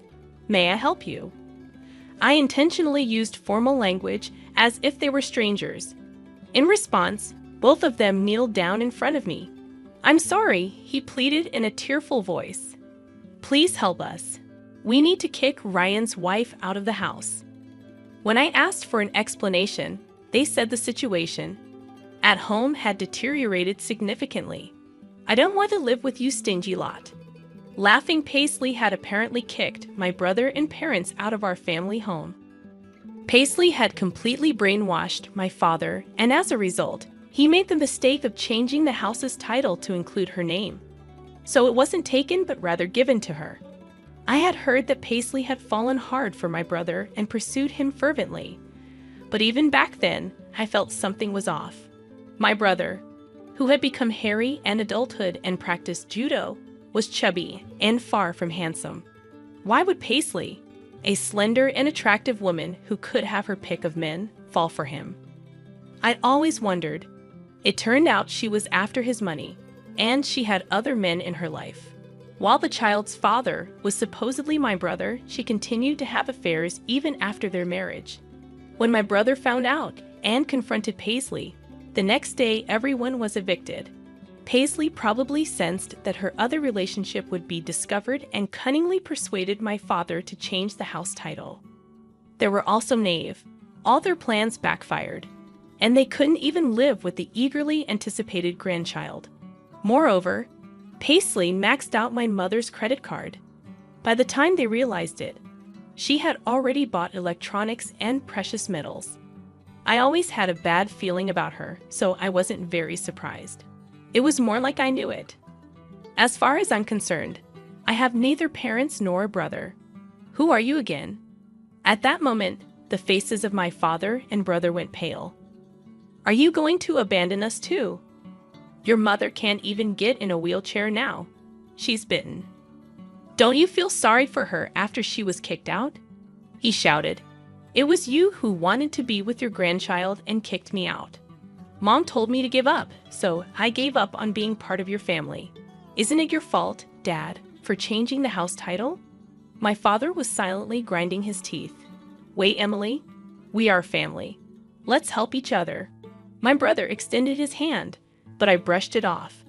You ignored my calls when I repeatedly asked for help during Mom's care, and now you're saying this. Well, that's my brother hesitated, looking guilty. My father shouted in his place, Forget about Rian. Don't you have any gratitude for your parents? Have you forgotten all we did for you, you ungrateful child? Hearing this, I lost my temper, glaring at them with fury. I appreciated what you did for me. Me, which is why I quit the job I loved and returned home. I even spent money and renovated the house to make it comfortable. I put up with so much, yet because of your selfishness, I was kicked out. Do you really expect me to just say thank you? We apologized for that, didn't we? Oh, so apologizing makes everything okay. Well, then I'm sorry too for leaving you guys behind. I apologize. But I won't help since I apologized. You have to forgive me, right? How can you be so cheeky even as a daughter? As my father lunged at me, I quickly defended myself using the self-defense techniques I learned at school. Ouch! He cried out in pain and curled up on the spot. My brother just stared at me, stunned, not even caring about our father. I took the purifying salt that was by the entrance and threw it forcefully at both of them. I wish it would get into their eyes as they screamed and covered their faces. Stop showing me those greedy faces and get out. Saying this, I scattered the salt and kicked them out. People passing by noticed the commotion and stared. Normally, I would have felt embarrassed, but I was too angry to care. Wait, please. We can surely understand each other if we talk it out. We're blood related. Sorry, but I think you guys, my blood relatives, are the ones I can't understand the most. There's not a single decent person among you. The only sane one is me. Please, never come near me again. Before they could open their eyes, I managed to distance myself from them. I kept throwing salt and yelling without any hesitation. Listen, I'll say this one last time. Never ever approach me again.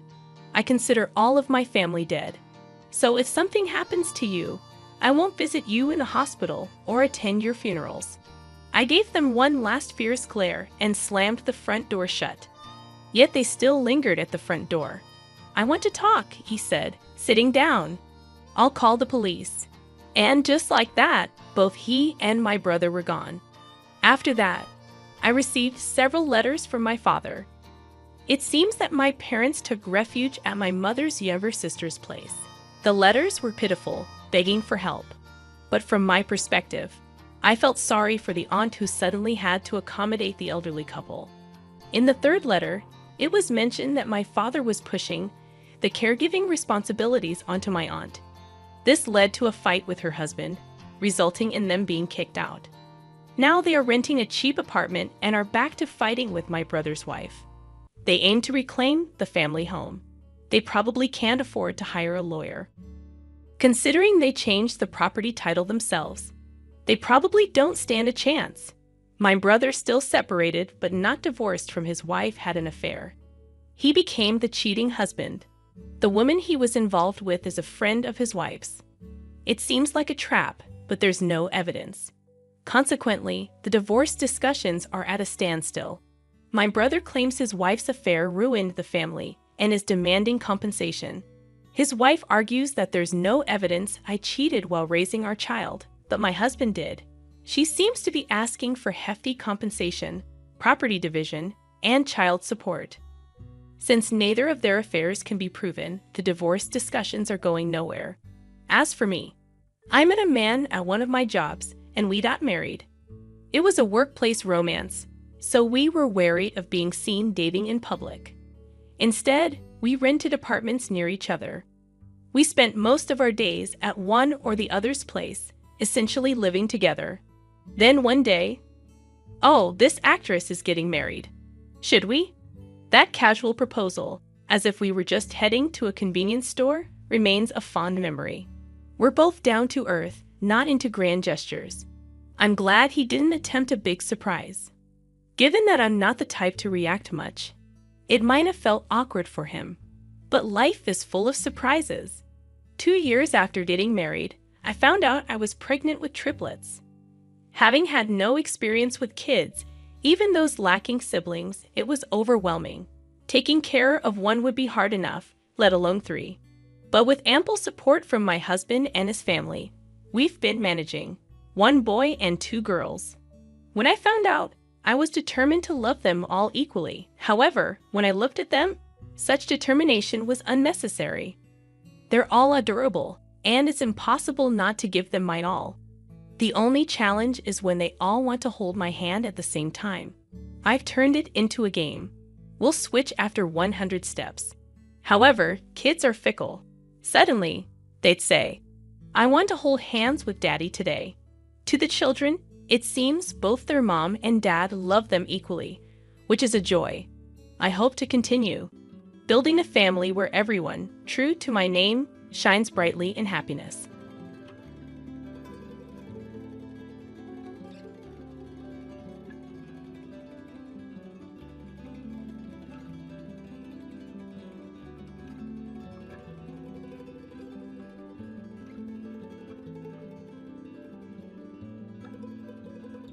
Emily sneered at me after I announced my resignation, and I responded by maintaining a silent, steady gaze.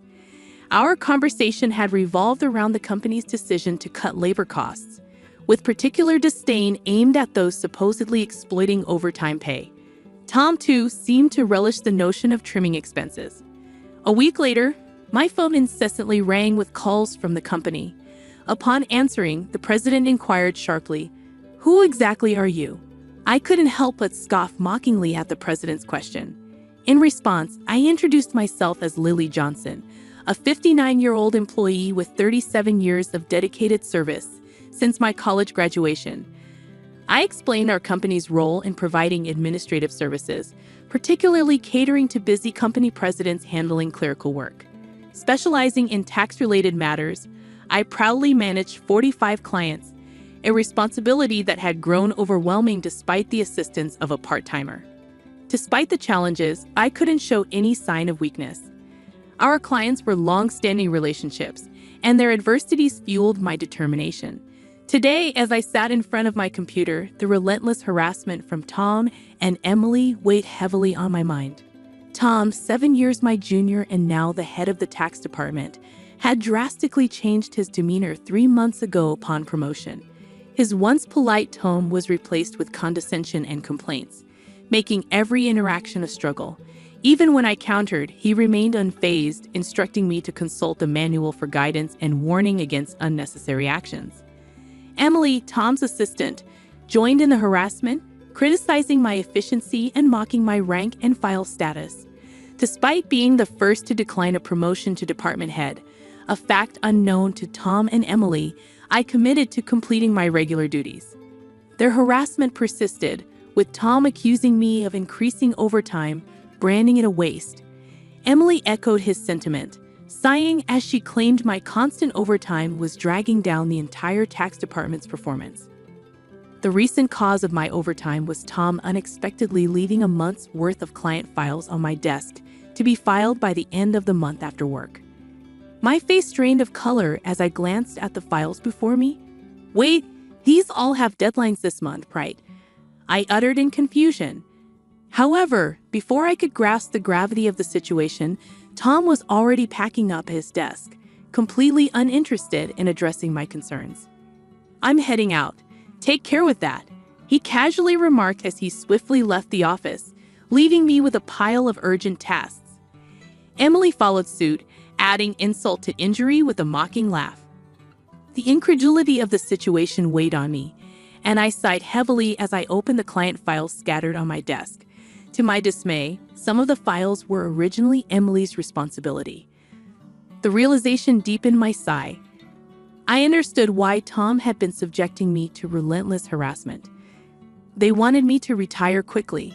My extensive experience and deeper knowledge in taxation made me a preferred resource for other members of the tax department over Tom. Tom's unapproachable demeanor and unattractive appearance made everyone, except Emily, avoid him. It seemed Emily's proximity to him was strategic, driven by Tom's preference for younger female employees. The shallow nature of their thinking sent a chill down my spine. Emily's harassment was not just a personal vendetta. She aimed to curry favor with Tom, the one evaluating the tax department's performance. Despite these challenges, I had to manage the declarations. Alongside preparing tax declarations for my assigned companies, it seemed today's workload was far from over. However, claiming overtime would only invite complaints from Tom and Emily, leaving me resigned to the prospect of unpaid extra hours. Then, unexpectedly, I received a summons to the president's office. Our company had recently undergone a change in leadership due to the former president's sudden illness. The new president, the former president's son, wasn't fully acquainted with our company. As I entered the office, I noticed Tom and Emily with unpleasant smirks on their faces. In a tense atmosphere, the president dropped a bombshell. "Lily, we'll need you to resign by the end of this month." My mind spun as I asked for clarification. Tom and Emily had apparently accused me of overbilling for overtime, citing that while others had around 15 hours, I had exceeded 80 hours. The president, oblivious to the true circumstances, seemed impressed with Tom and Emily's zero overtime. The reality of the situation hit me. The inflated overtime was a result of doing Tom and Emily's work.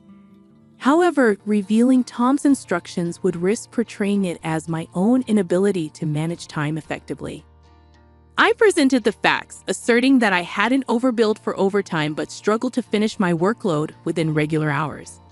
The president sighed deeply, expressing doubt but acknowledging the lack of evidence to pursue the matter further. Nevertheless, he insisted that they couldn't retain someone working at such a slow pace. Resigned to the situation, the president suggested my resignation, and it seemed his mind was made up. Told to leave the company I had devoted 37 years to, I felt a weariness settle in. Despite my dedication, the additional workload from Tom and Emily went unappreciated. I agreed to resign at the end of the month, acknowledging that I had already communicated my decision to the president. As I glanced at Tom and Emily, their vulgar smiles reflected satisfaction. Leaving the president's office, Emily taunted me with a sarcastic, "Thanks for quitting," her sneer cutting through. I responded with a silent stare, facing similar disdain from Tom, who shared his approval of cutting labor costs and labeled me as someone exploiting overtime pay. Observing their cheerful conversation, I pondered the handover process. Creating documents for all my clients, I ensured proper farewells and appointments with those I could meet personally. Unable to schedule a meeting with the president, I resorted to letters to inform them of my successor. A week post-resignation, enjoying a moment of relaxation at home, my mobile phone rang. Seeing the company's call, I hesitated, having already completed social insurance procedures. However, persistent calls from both the company and Tom and Emily's personal mobiles led me to answer reluctantly. As I picked up, the president urgently spoke, asking, "Who exactly are you?" I couldn't help but mockingly reply, "Just an unemployed lady who resigned from the company, nothing else." In response, the president urgently explained the chaos since my departure, 49 calls to stop transactions with the company. He pleaded for my immediate return, revealing a sense of panic in his tone. Reluctantly, I rose from my seat and made my way back to the company. Upon my arrival, I found Tom and Emily waiting, their faces notably pallid and dark circles underlining their weary eyes. Surprised by their drastic change in appearance, I inquired about what was happening. Tom glared at me and revealed, "Since you left, we've been bombarded with calls to stop transactions, not just from your clients but also from prospective companies we were planning to introduce." "What did you do?" Emily echoed the suspicion, expressing disillusionment at the thought of me resorting to underhanded tactics. Their haggard appearance suggested the toll handling cancellations. While I had not manipulated the clients, I had a hunch about the reason behind the transaction halts. Considering the inevitability of cancellations, I mumbled my thoughts aloud. Tom, however, accused me outright, insisting I had orchestrated something. He demanded I go to the president's office immediately, forcefully escorting me there. Upon entering the president's office with Tom and Emily, the president greeted me with a direct look in his eyes. Tom declared, "President, I brought her," with an air of authority, while Emily hurriedly followed suit. Ignoring their accusatory tone, the president questioned me about the abrupt halt in transactions after my departure. I took a deep breath and explained, "Our clients don't need us to manage their taxes. There are tax accounting firms that offer cheaper services. They continued with us because of me." Tom snapped back, questioning my self-worth, and Emily taunted me, both challenging my value to the company. Undeterred, I elaborated on my unique approach, offering tailored tax-saving strategies that resonated with our clients. Tom dismissed it as inefficient, arguing that their manual-based operations were more practical. The president sighed deeply, recognizing the fundamental difference in our approaches. In a serious tone, he said, "Actually," signaling a crucial revelation or decision to follow. I received a surprising call from my father, the former president. It turns out that some clients, who had stopped transactions, went directly to Dad to negotiate on my behalf. I hadn't anticipated clients going to such lengths for me. Dad emphasized that the tax department thrived because of my contributions. Not only did I manage my clients efficiently, but I also supported my colleagues' clients, possessing knowledge that even Tom couldn't match. Dad disclosed that if I hadn't declined the promotion, I would have held a higher position than a department head by now. The current president expressed regret with a pained expression. Emily appeared shocked, probably grappling with the idea that I could have been her superior. The president apologized for making me resign initially and asked if I would consider revoking my resignation. According to Dad, I was indispensable to the company. While I appreciated the change in the president's perspective, I hesitated to accept. Tom interrupted our conversation, visibly upset, and protested the president's decision, questioning why I was chosen over him. Emily echoed his sentiments, praising Tom's leadership and expressing disbelief at the preference for me. The president then sternly addressed them, revealing that since my resignation, numerous complaints had been received from the tax department, suggesting they had been shifting their workload onto others. Tom's face turned pale as the president exposed the fact that he had been pushing the preparation of client declaration forms onto subordinates, including Emily's work for multiple clients. The president pointed out the irony, considering Tom had accused me of being a salary thief.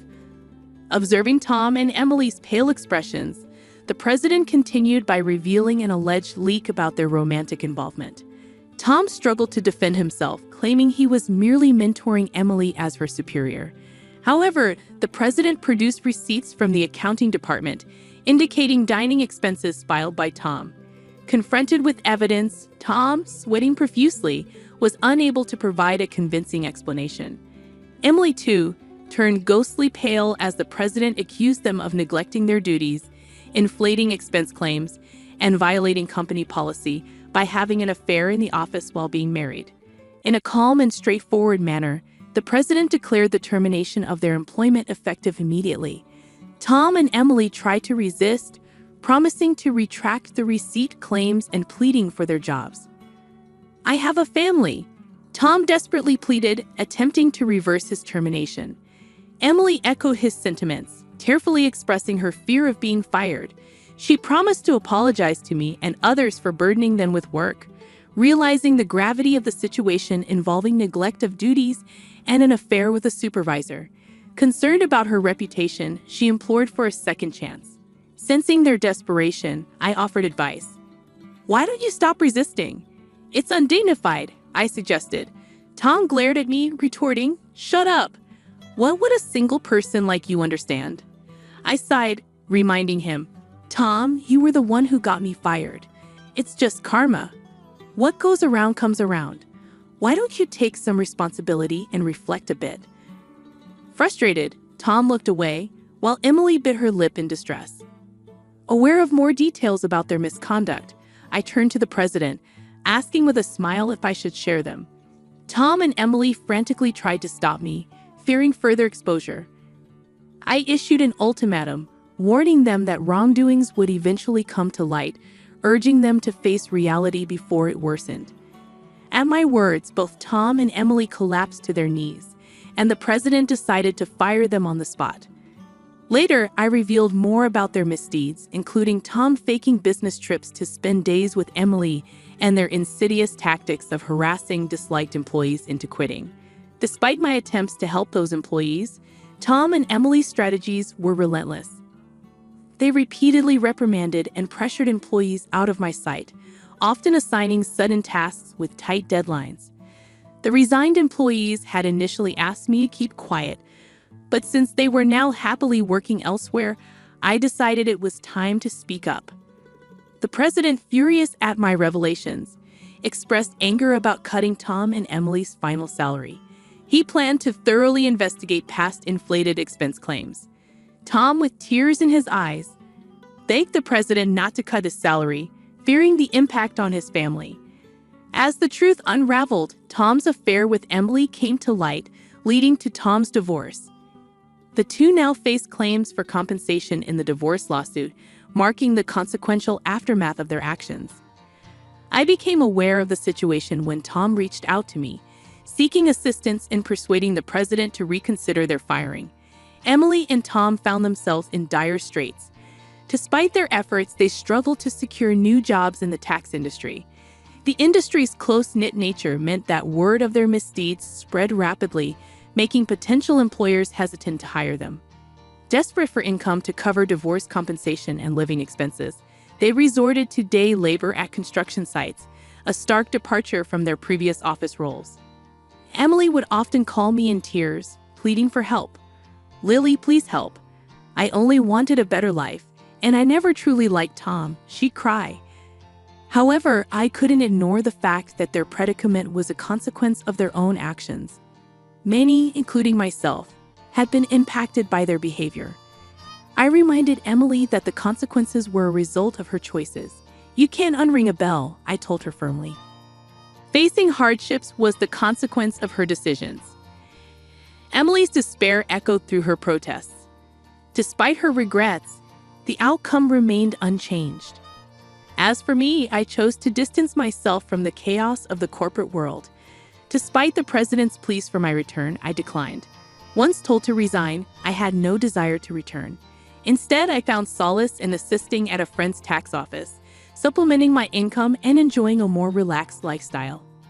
In the future, I entertained the idea of starting my own office, where I could serve my clients without the constraints of corporate bureaucracy. In my own space, I could fully dedicate myself to my clients' needs. As a tax accountant, I aspired to be on equal footing with my clients, providing service without superiority.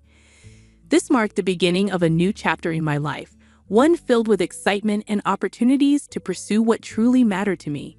My second life had just begun, and I eagerly anticipated the journey ahead.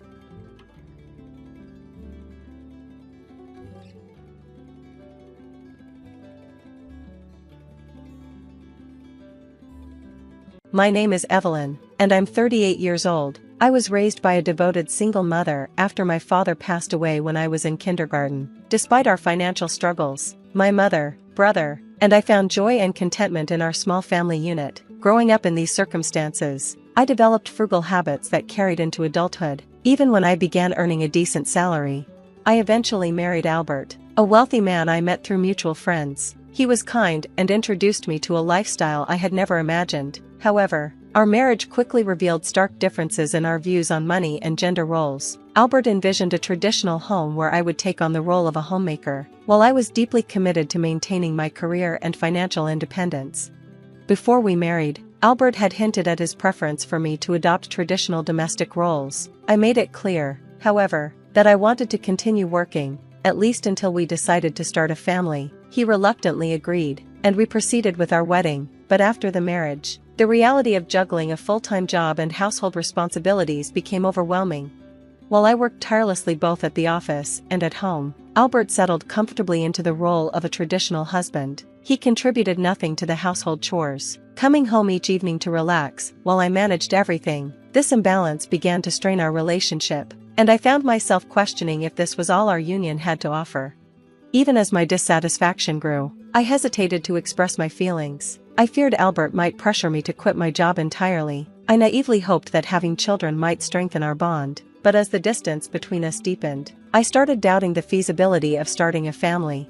One evening, I finally broached the topic with Albert, suggesting that we consider having children. At 32, I was acutely aware of the ticking biological clock, but Albert's response was dismissive and cutting. "Kids? You're already so tired from work. How would you manage raising children?" His words stung, marking the beginning of a downward spiral in our marriage.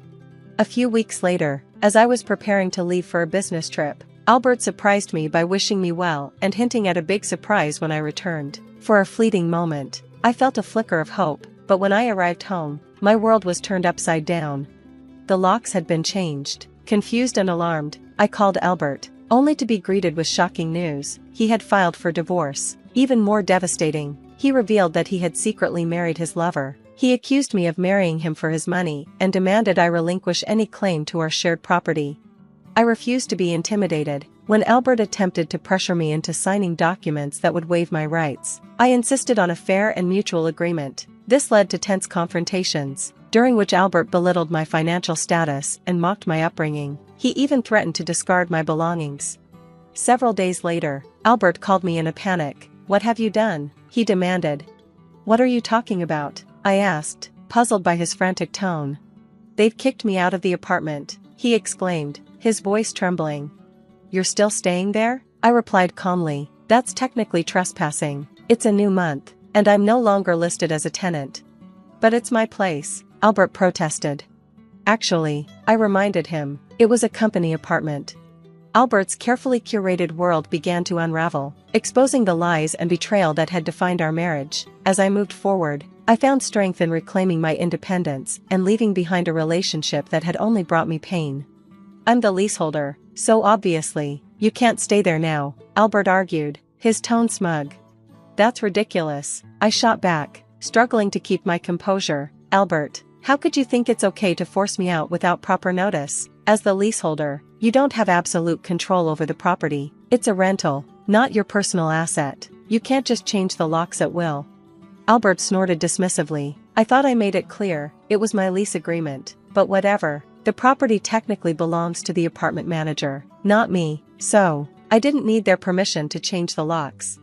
He still didn't get it. I took a steadying breath. "Here's what you're missing. I already terminated the lease before you pulled your little stunt. Legally, I was entitled to stay until the end of the month. By changing the locks, you've tampered with someone else's property. That could easily be seen as criminal damage." "Wait, what?" His bravado cracked. "Why terminate the lease so soon? Criminal damage? Is that why there are police at my door right now? I'm afraid to open it." I couldn't hide my exasperation. "The police might be there for more than just trespassing or lock tampering. You should talk to them. Oh, and just so you know, I reported you for forging divorce papers. Filing fake documents with falsified signatures is private document fraud. Divorce papers require mutual consent and authentic signatures." Albert. There was silence on the line as he absorbed the weight of my words. I pressed on. "Those papers you filed are invalid. And as for Judy, your supposed wife, that's not a legal marriage. How did I find out? Did you assume I was in the dark?" His voice faltered. You know about Judy?" "Of course," I said sharply. "I hired a detective agency to investigate while you were parading her around. They uncovered everything, including your little wedding ceremony while I was away on a business trip. I took time off from work to gather evidence and prepare my case. I also discovered you were sneaking Judy into our home." Albert was utterly silent now, likely feeling the walls close in. After a long pause, he stammered, Please don't tell Judy I'm still married to you." I couldn't help the small, bitter laugh that escaped me. Why would I? It's not my responsibility to clean up your mess. But here's a reality check. Since you committed adultery while still legally my husband, Judy is now liable for compensation. I've already sent her a demand for reparation via express delivery. She didn't know you were married, did she? Too bad. At this point, I can't retract the claim even if I wanted to. Albert's breath hitched audibly. She hasn't called me yet, so maybe she hasn't seen it. She will soon, I said coolly, and by the way, you might want to deal with the police instead of worrying about Judy. I'll ignore the police, he blurted, panic creeping into his voice. I'm going to Judy's house now to intercept the letter before she or her family sees it. He hung up abruptly. I smiled grimly, knowing his efforts would be futile. The letter was sent as registered mail and addressed solely to Judy. Even if he intercepted the postman, he wouldn't be able to claim it. Several hours later, Albert called again, sounding utterly defeated. He recounted his failed attempt. I was there when the postman arrived. Judy answered the door and signed for the letter before I could stop her. She opened it right in front of me. And? I asked, feigning casual disinterest. She read it, he mumbled, his voice hollow. She threw me out of her house. Good luck, Albert, I said curtly before hanging up. I'll take that envelope, Albert demanded from the postman. And who are you? You don't live here, do you? The postman asked, his tone skeptical. I practically live here. I'm married to Judy, so I have the right to receive her mail, Albert replied, his voice laced with desperation. That's not how it works, the postman said flatly. This is registered mail, and it's addressed to Judy. I can only hand it to her. Just give it to me, Albert insisted, his frustration growing. If you're that eager, you can ask Judy for permission, the postman said firmly, unmoved by Albert's demands. At that moment, Judy stepped outside, her face puzzled by the commotion. What's going on here? She asked, her eyes darting between Albert and the postman. Albert, why are you making all this noise?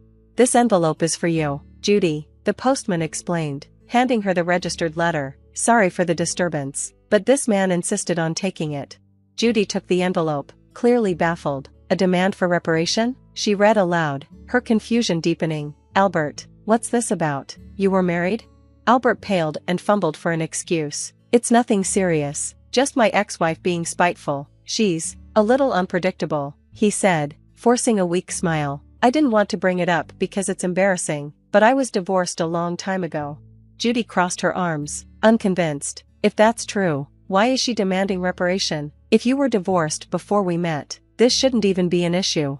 Albert hesitated. She's probably just upset that I moved on and got remarried, he muttered, trying to dismiss the matter. But his excuses fell apart when Judy found my contact details in the envelope and decided to call me directly. Our conversation left no room for doubt. I explained everything, Albert's affair, the invalid divorce papers, and even the elaborate wedding ceremony they had held while he was still legally married to me. I also informed her that the marriage registration hadn't been submitted yet. Albert had apparently planned to file it on April Fool's Day, though he hesitated because he wasn't sure the divorce had been finalized. Judy was stunned by the revelation. Albert, realizing the situation was spiraling out of control, hastily left her house. A few hours later, he called me, sounding desperate. He begged to meet at a nearby cafe to discuss the matter further.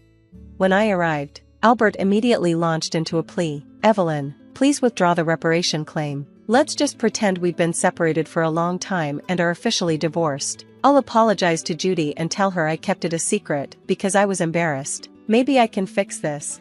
I stared at him, unimpressed. Do you think I'm still desperate to stay married to you? I was already planning to file for divorce, but since you cheated, you'll pay reparation, I said firmly. You're just trying to extort money from me. Typical, Albert snapped, his frustration boiling over. What do you even want? To ruin my life? I leaned back, maintaining my composure. You don't seem to understand your position. If I say no, you can't marry Judy, your bigamous status will be exposed, and that will cause you even more problems. So, yes, you'll pay reparation, and we'll finalize the divorce. Albert sighed, defeated. Fine, I'll pay. Let's get this over with, he grumbled, Just sign the divorce papers and let me go. And about the property division? I asked, raising an eyebrow. Or are you planning to fight me on that too? Reparation should be enough, he snapped. We already agreed to waive property division, so let's make it official and be done with it. Good, at least you're not being completely unreasonable, I said with a faint smile. We went to a public notary, where we formalized the terms of our divorce, including the reparation and property division. After completing the paperwork, we headed to City Hall to submit the final documents, officially ending our marriage. As we left City Hall, I glanced at Albert one last time. Well, that's it. No more property disputes, no more entanglements. I hope you've learned something from all this, I said, my voice calm but firm. Albert didn't respond, he simply walked away, his shoulders slumped in defeat. I watched him go, feeling a sense of closure and relief. I tried to keep the conversation light. What are you saying? That I'm the one benefiting here? By the way, do you even have assets after paying me reparations? Judy will also claim damages. You know, she even mentioned charging you for the wedding expenses. Albert retorted dismissively, that's impossible. I'm marrying Judy. She can't claim damages. We're divorced now, so there should be no problem. He was still entangled in his fantasy, refusing to face reality. Albert, you committed marriage fraud. You had a wedding while still legally married to me. Do you really think Judy still believes your story? I asked, incredulous at his denial. Marriage fraud? That's ridiculous. Judy will believe me, he insisted, though doubt was creeping into his voice. I leaned forward, revealing more. Believe that if you want, but I heard from Judy directly. Also, weren't the guests at your wedding paid actors? You still owe them, you know. Albert's expression faltered. You know about that? I haven't paid them yet. What does it matter to you? You could have just taken the property division and been better off, he snapped, frustration breaking through his tone. That's what I wanted to tell you. Even if we had divided the property, you would have benefited more, I explained calmly, ready to correct his misunderstanding. Albert scoffed. What are you talking about? Poor woman, your family is poor, and you only make $210,000 a year, right? Even if you got a raise, it'd barely hit $225,000. You don't have any property. I smiled faintly. You keep calling me poor, so I thought you might be mistaken. Yes, my salary was indeed $130,000, but you know I work for a foreign company, right? It seems you have no real interest in me. I became a director of the U.S. division. It's not $130,000 per year, but per month, $210,000 per month, making my annual income $52 million. Albert blinked, clearly confused. You're still bad with numbers. How do you manage to keep a job? It's $200,000 a year, he muttered, stumbling over his own disbelief. $210,000 per month, Albert, I repeated, letting the weight of my success settle in. Of course, I haven't had much chance to spend it, so I've been saving for the future. The savings from before our marriage aren't part of the property division, but there's still a considerable amount since our marriage. As your wife, I could have claimed half of it. Albert's bravado crumbled. I'll get the divorce papers corrected. Are you okay? After all this, do you think I'd gladly undo the divorce if you had that much money? You don't need to claim reparations, right? After all the contempt you've shown me? Absolutely not. This reparation is for the emotional distress you caused me. Honestly, I should claim more, and since it's official now, make sure you pay it, even if it's in installments, I said firmly. I'll be left with nothing, Albert mumbled. He looked utterly defeated. And don't think about going back to that apartment. Your belongings have already been moved to your parents' house. You thought you had few belongings, because I moved most of them beforehand. Were you really that indifferent to notice? I continued, driving the point home. Albert's shoulders slumped. So now I have to go back to my parents' house? They don't know anything yet. Let me explain. Don't bother. I've already told them everything. It's only right to explain why we're divorcing. Oh, and your father said, don't ever step over our threshold again, I said, cutting him off. Overwhelmed, Albert sank into his seat, and I left the cafe. Later, I heard he caused a scene at the police station. Ignoring my advice, he returned to the apartment, sitting aimlessly until the manager called the police. He was taken away, though it wasn't clear whether it was for trespassing, falsifying divorce papers, or obstructing public duties. Eventually, his parents took responsibility for him. After speaking with me and learning about Judy, they decided apologizing to her family and paying damages was the priority. They went to Judy's house, knelt before her family, and settled everything, even covering the wedding expenses. Despite this, I decided to pursue legal action against Albert for forging the divorce papers. He offered a settlement, but I didn't withdraw the lawsuit. I wanted him to understand the gravity of his actions. With everything handed over to my lawyer, the process wasn't too burdensome for me. In the end, Albert was convicted. His company fired him for being absent without leave. He ended up working at a relative's construction company, living in a basic shed-like structure without electricity, subsisting on just $6 a day for food, which his father deducted from his earnings. His parents were more stringent than I expected, determined to have him repay every debt before asking him to leave. As for me, after the divorce was finalized, I was offered a position at our company's head office overseas. Accepting the offer, I moved abroad, relieved to distance myself from Albert's potential interference. Work dominated my life at first, but a pleasant surprise awaited me. I entered a new relationship with a foreign executive at the head office. Things progressed quickly, and I am now pregnant, with plans to marry soon. I've been open with my partner about my past and my tumultuous relationship with Albert. He has been nothing but supportive. We've discussed plans for co-parenting, with him taking paternity leave while I return to work after maternity leave. His cultural perspective on sharing parenting responsibilities has been refreshing and transformative.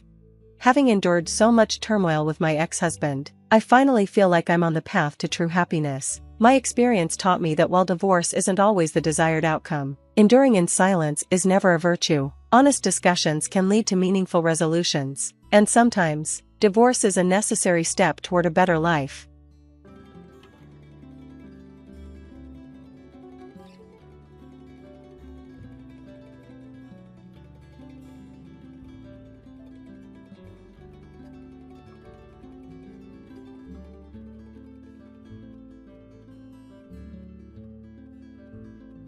From the moment I could understand things, it was obvious. My older brother, Tommy, was the golden child, while I was just the afterthought.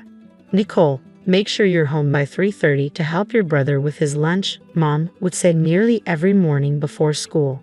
I was 12, he was 15, and apparently making his own sandwich was out of the question for our family's prodigy. "But Mom, I want to join the art club after school," I'd plead, already knowing it was pointless.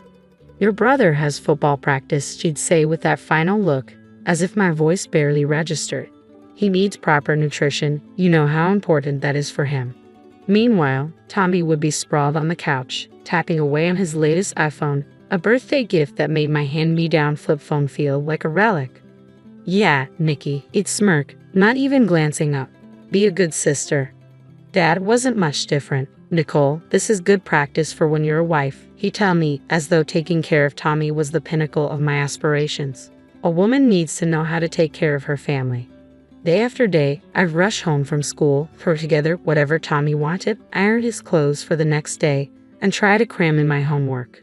While I was buried in chores, Tommy would be off at one of his countless activities: football, debate club, computer programming. Mom and Dad made sure he had every opportunity they could dream up. The only person who seemed to truly see me was Grandma Rose.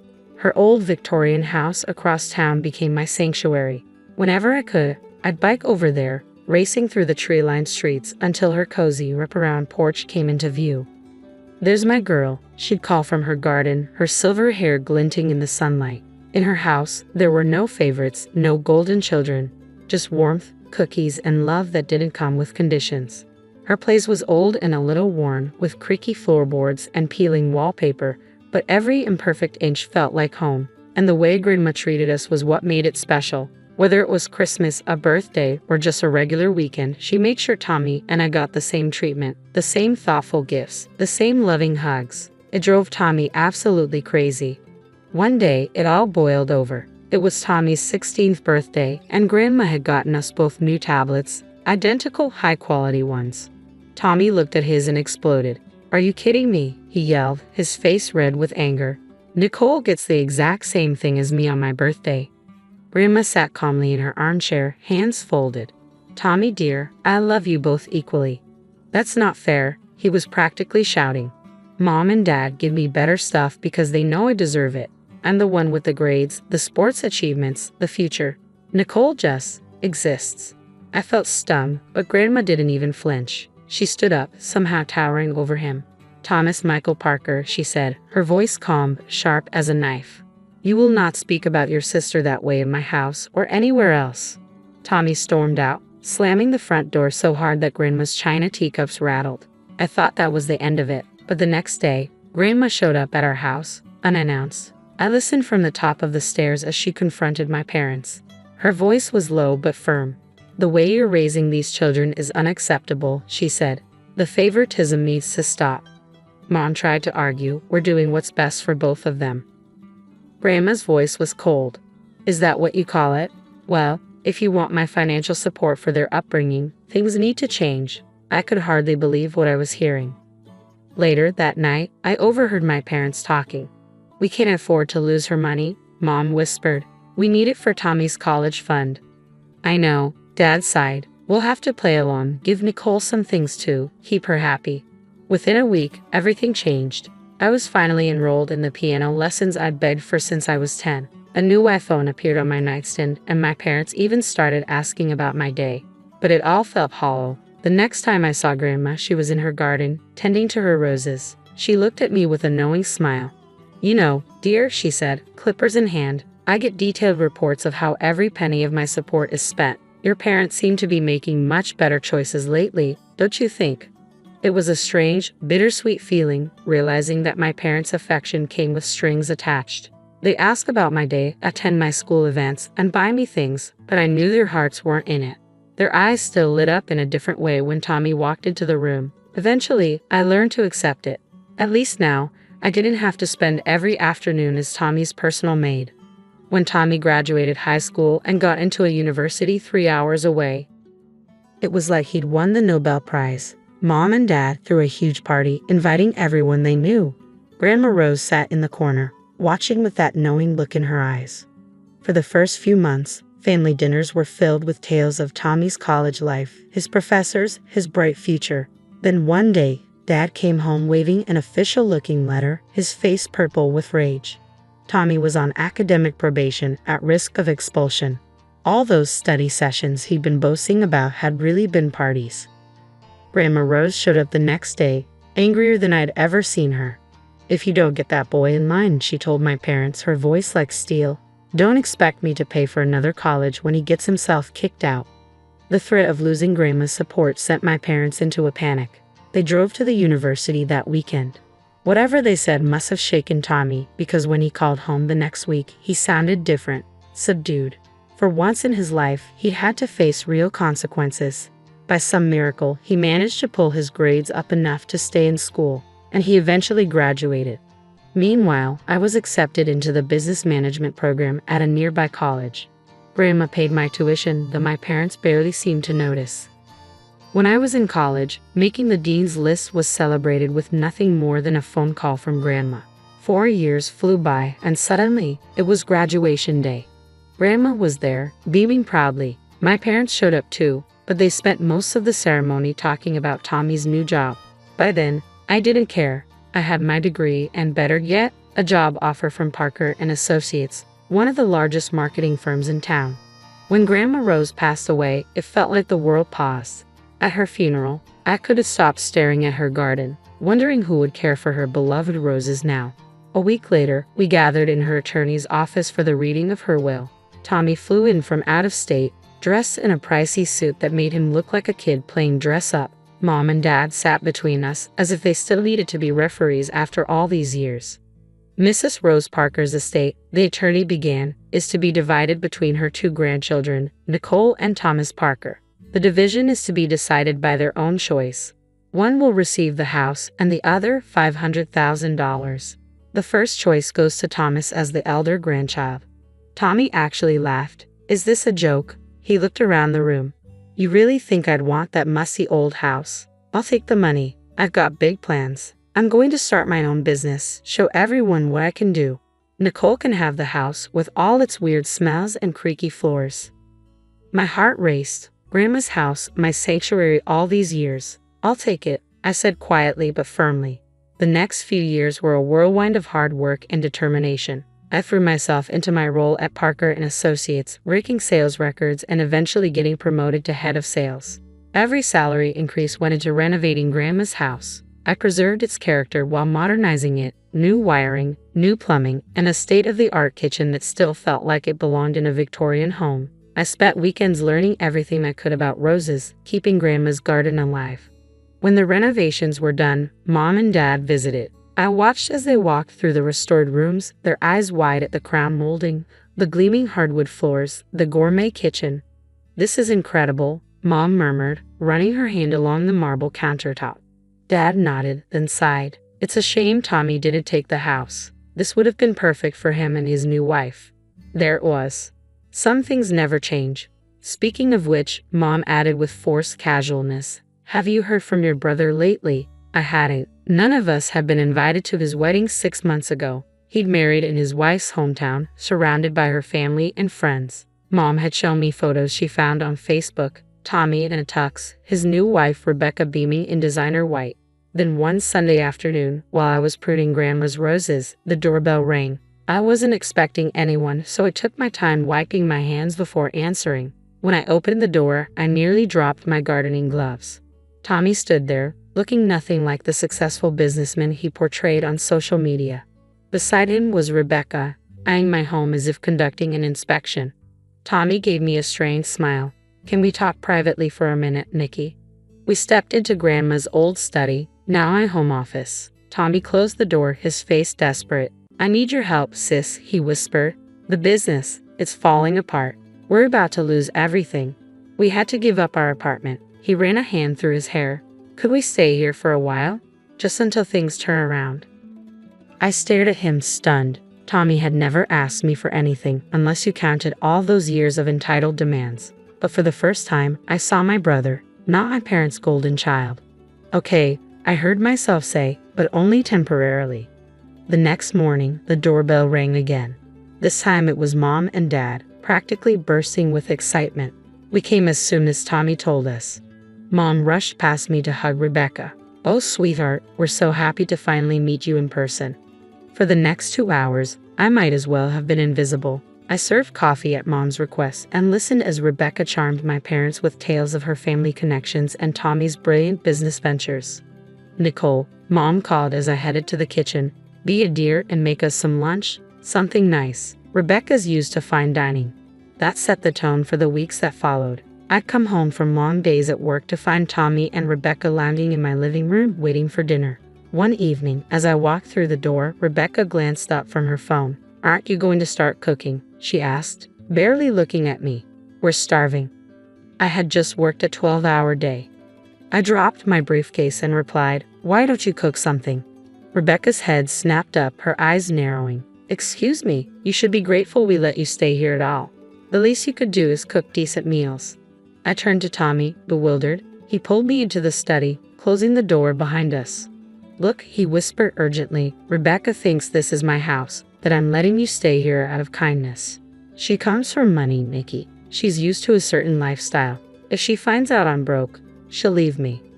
I stared at my brother, once so proud, now reduced to begging me to lie to his wife. "Fine," I finally said. "I won't tell her, but you two need to start treating me with respect in my own home. No more demands, no more attitude. Deal?" "Deal," Tommy said, relief washing over his face.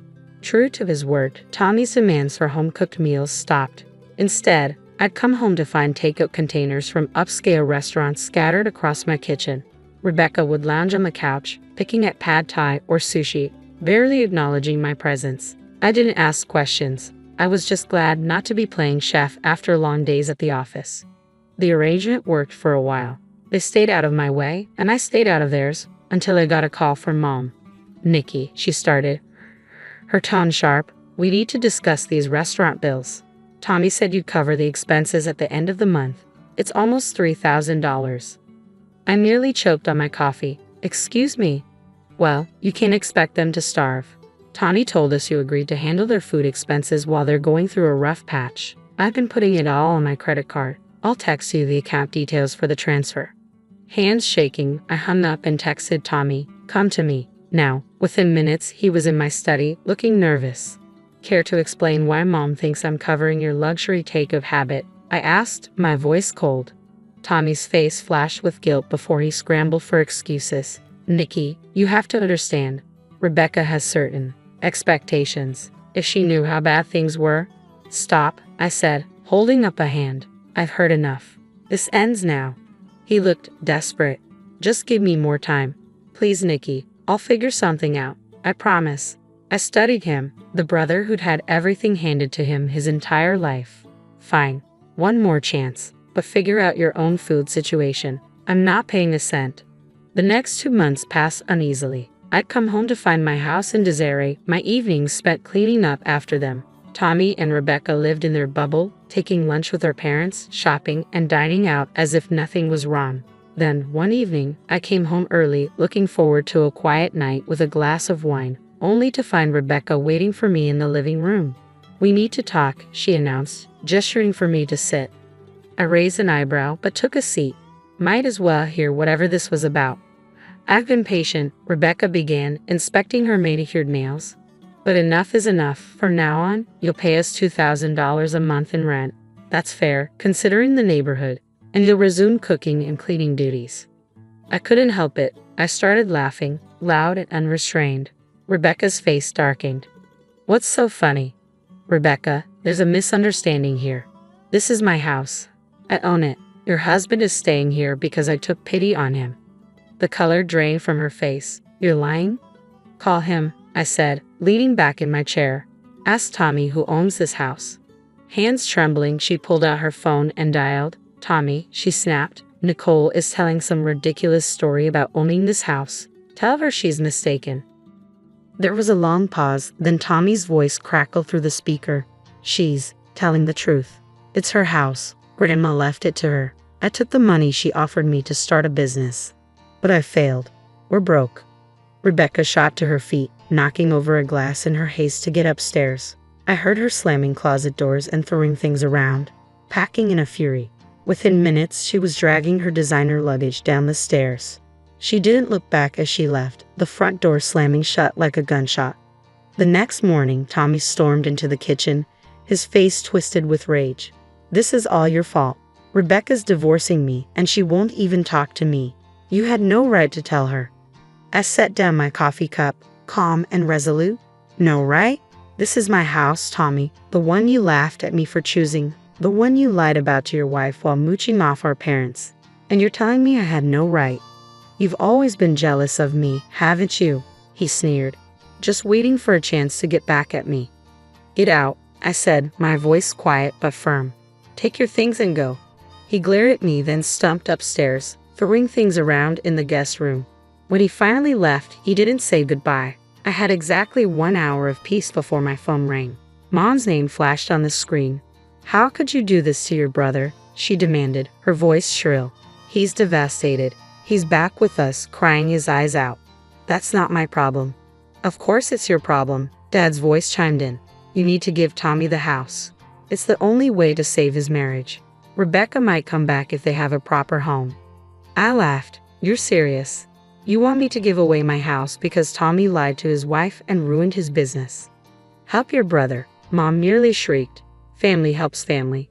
I felt years of resentment bubbling up. Where was that family spirit when I was cooking and cleaning for Tommy? When you ignored my achievements to praise him?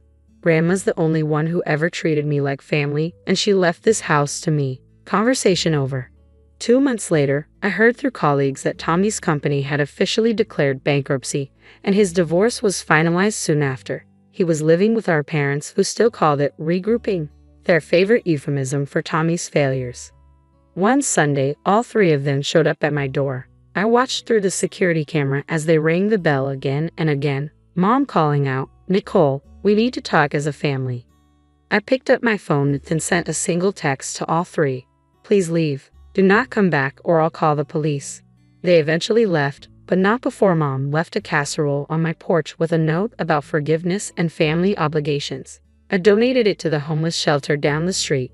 These days, my life is peaceful. I tend to Grandma's roses, which are blooming beautifully. My career is thriving. I made Executive VP last month. I feel good, and it's all thanks to Grandma.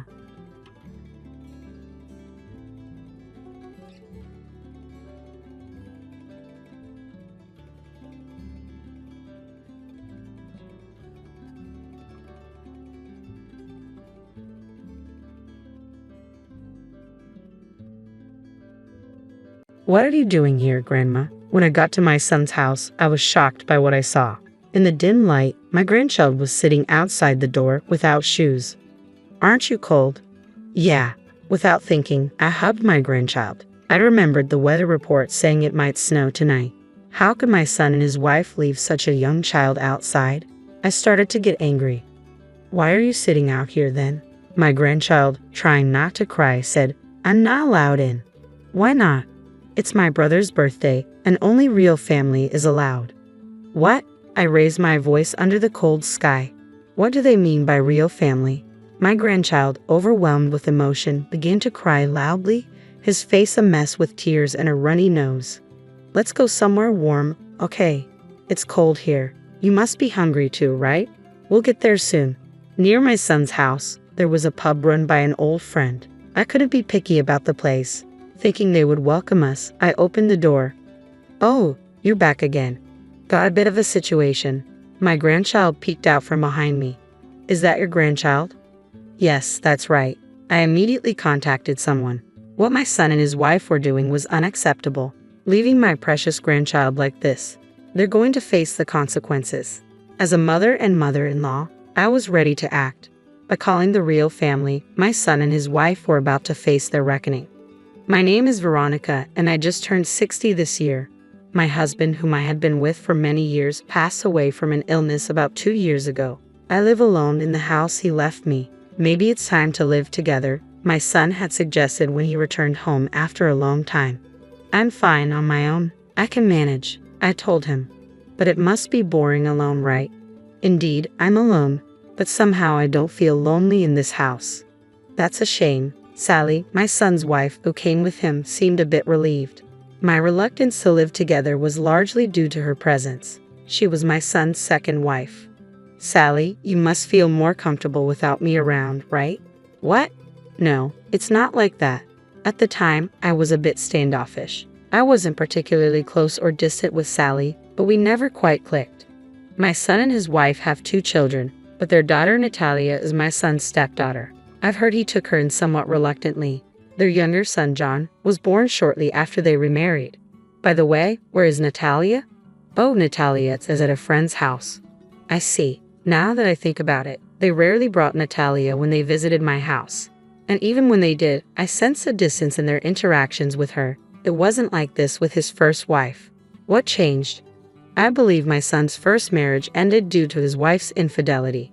Although I had exchanged contact information with his ex-wife, we never stayed in touch. It was about 4 years ago when my son appeared with Sally, his new wife. What surprised me even more was that she was already pregnant. Nice to meet you, Veronica. Nice to meet you too. At that time, I felt it wasn't my place to interfere if my son had chosen her.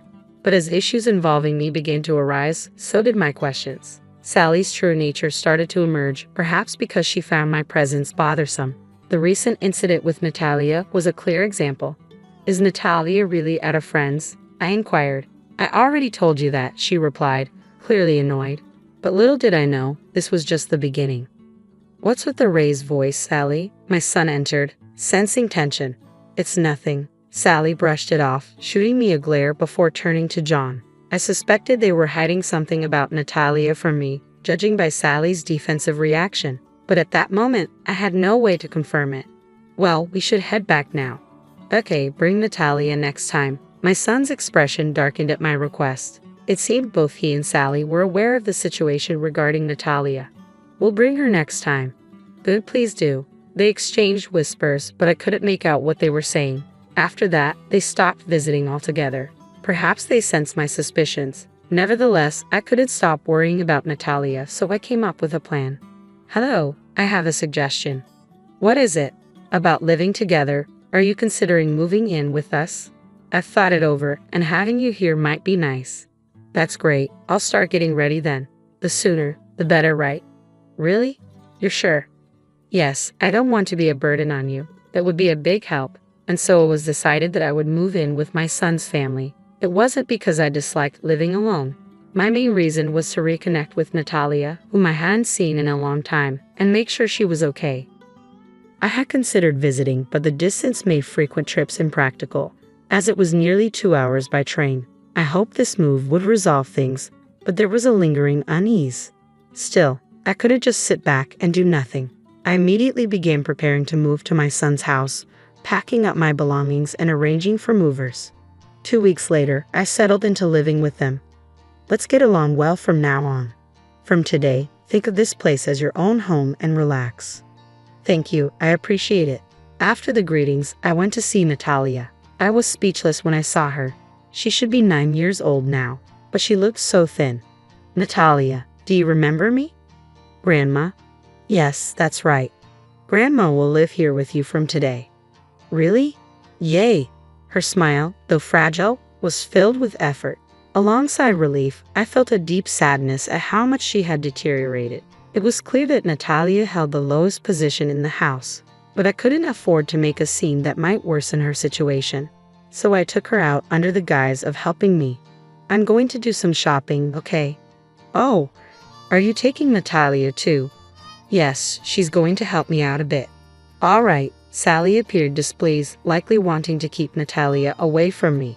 Whenever we went out, I made sure to treat Natalia to her favorite foods and take her to different places. Thanks to that, she seemed to regain some color and energy compared to when we first started living together. Natalia, what do you usually do at home? Well, I read books in my room or draw. Don't you play with your mom and dad? It was difficult to ask, but I was driven by a desire to help her. Dad and Mom always play with John. When I want to join, they tell me to go to my room. That's sad. From now on, Grandma will play with you a lot, okay? Yeah, it seemed more like neglect or even abuse rather than just poor parenting. Natalia had gained some weight since I arrived, but it was clear she hadn't been properly cared for before. I was determined to protect her no matter what. Then one day, after being out all morning due to a commitment with a friend, I returned home in the evening. What's happening? As I entered the house, I heard Sally's angry voice. What are you doing? Do it like I told you earlier. I'm sorry. It appeared Sally was scolding Natalia, and the situation seemed tense. Sally, what's going on? She's frightened. Natalia was crouched down, holding her head. This kind of incident must have happened many times when I wasn't around, or else Natalia wouldn't react like this. I positioned myself between Sally and Natalia. Don't interfere. This is part of teaching her. What happened just now? She didn't follow my instructions. Sally seemed upset.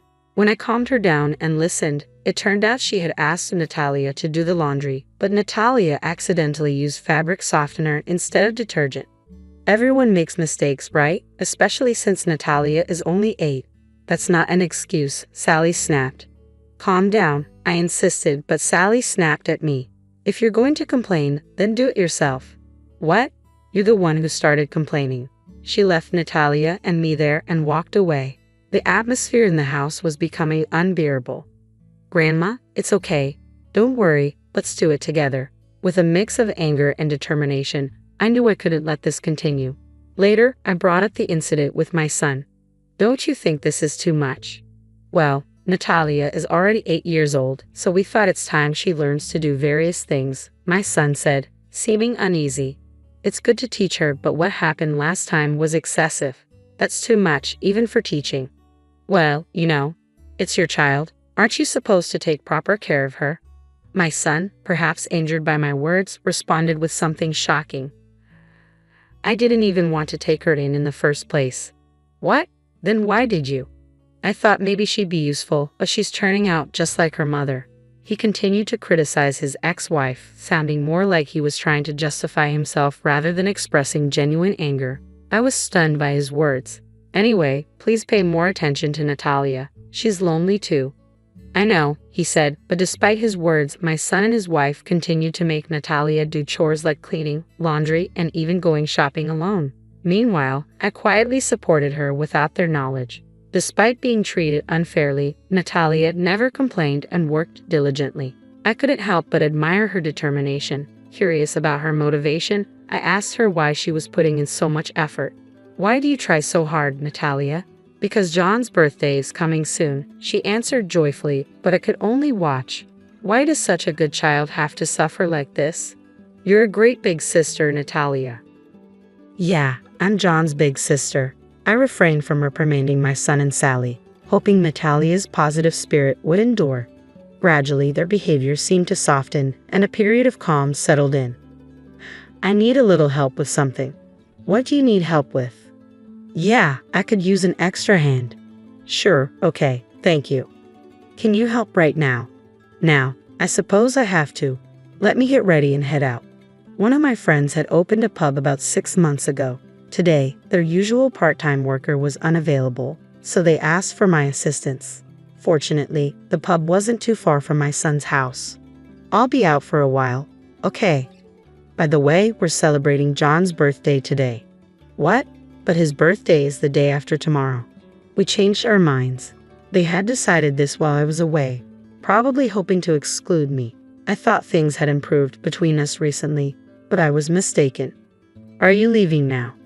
Yes, I am. Don't worry, we'll enjoy the birthday together as a family. I left the house, but Sally's displeased expression lingered in my mind. At the friend's pub, I helped with various tasks. Before I knew it, it was already past 9:00 p.m. Is it this late already? Thank you so much. Your help was really appreciated. It's fine. Working like this once in a while is good. We're always waiting for you. See you later.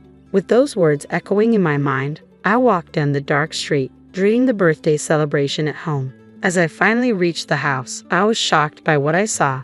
Confusion set in, but I quickly focused on Natalia. Why are you here? Did they say something? I'm not allowed in. Only the real family can celebrate John's birthday, so I can't. Natalia's words echoed under the cold sky, loud enough for the neighbors to hear. What do they mean by real family? Overwhelmed with emotion, Natalia began crying loudly, tears streaming down her face. I knew we couldn't stay there any longer. Yes, my young daughter was left outside by my son despite looking forward to it so much. We need to leave. I decided, feeling we had no choice but to move. Let's go somewhere warm, okay? It's cold here. And you must be hungry too, right? We'll get there soon. I retraced our steps and headed towards the pub run by my friend. I couldn't be choosy about the place. I knew my friend would welcome us. As I opened the door, "Oh, you're back again. There's a situation."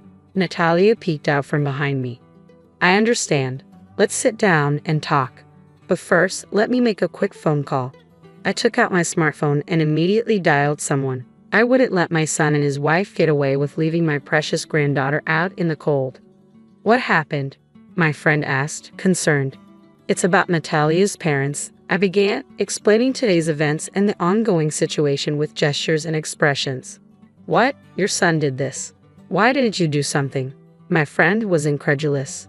They wouldn't listen to anything I said, I replied, feeling frustrated. That's unbelievable. Could it be that Sally doesn't like Natalia because she's your son's child from his previous marriage? But Sally knew about Natalia before they remarried. Could she have married just to mistreat her? I hope not.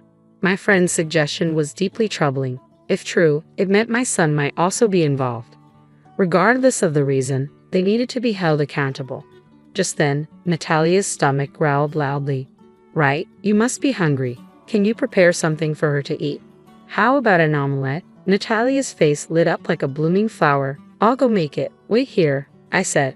Natalia nodded eagerly, and I gently stroked her head. The omelette was ready in about 5 minutes, and Natalia ate heartily. About 30 minutes later, the door opened, revealing a familiar face. It's been a while, Olivia. Long time no see. The person I had called was Olivia, my son's ex-wife. Natalia, do you remember me? You're my mom, right? Yes, that's right, sweetie. Natalia immediately hugged her. Seeing them together brought tears to my eyes, but I held them back. What's going on? Olivia asked. Sorry for the sudden call. There's a serious situation. What happened? I explained Natalia's situation to Olivia. If only I had been more responsible, this wouldn't have happened. Don't blame yourself. It's not your fault.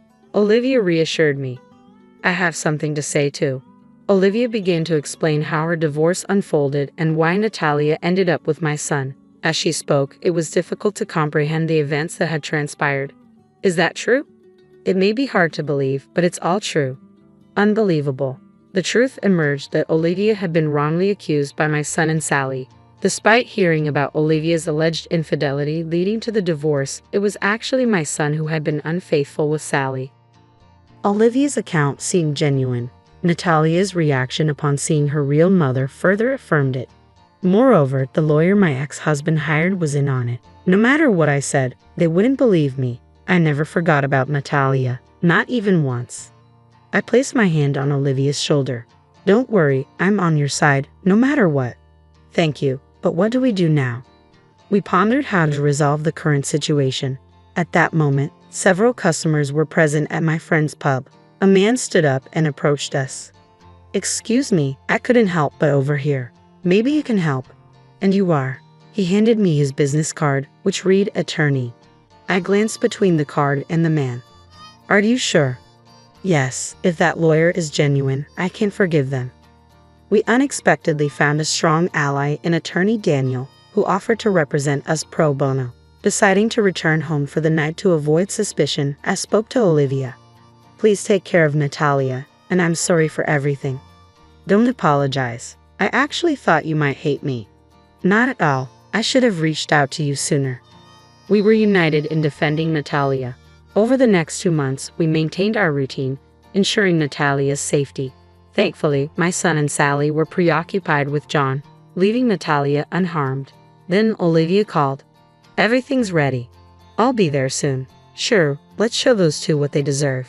3 days later, Olivia and attorney Daniel arrived at my son's house.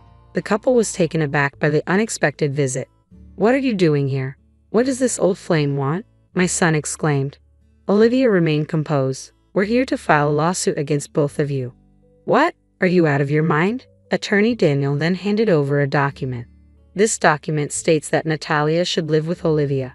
You expect us to accept this just because you say so. Shall I explain? First, the lawyer you hired doesn't exist, does he?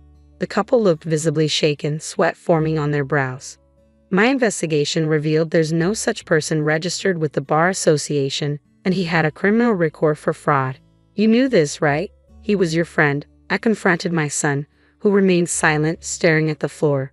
Sally, however, was defiant.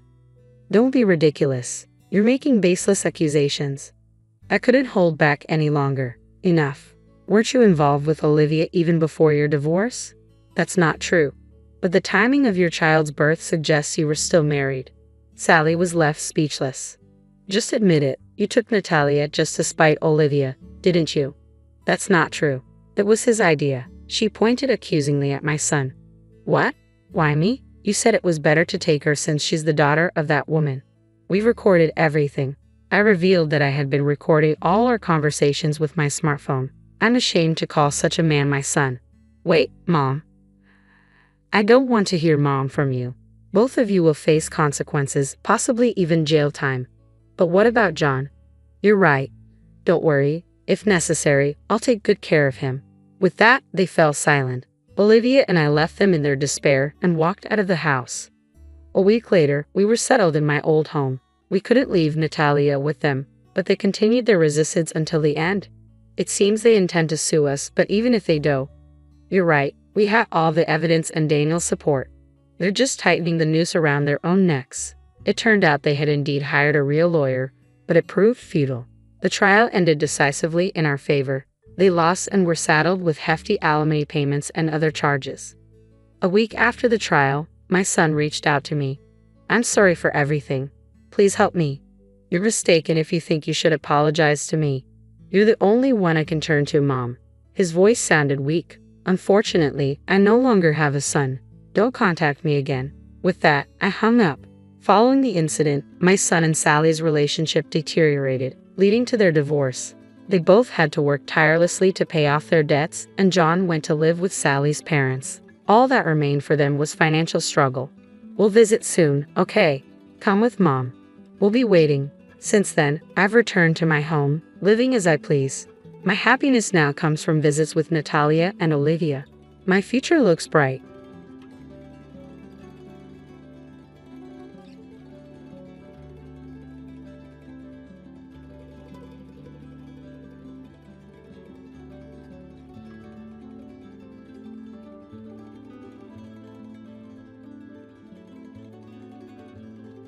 What are you doing here, Grandma? When I got to my son's house, I was shocked by what I saw.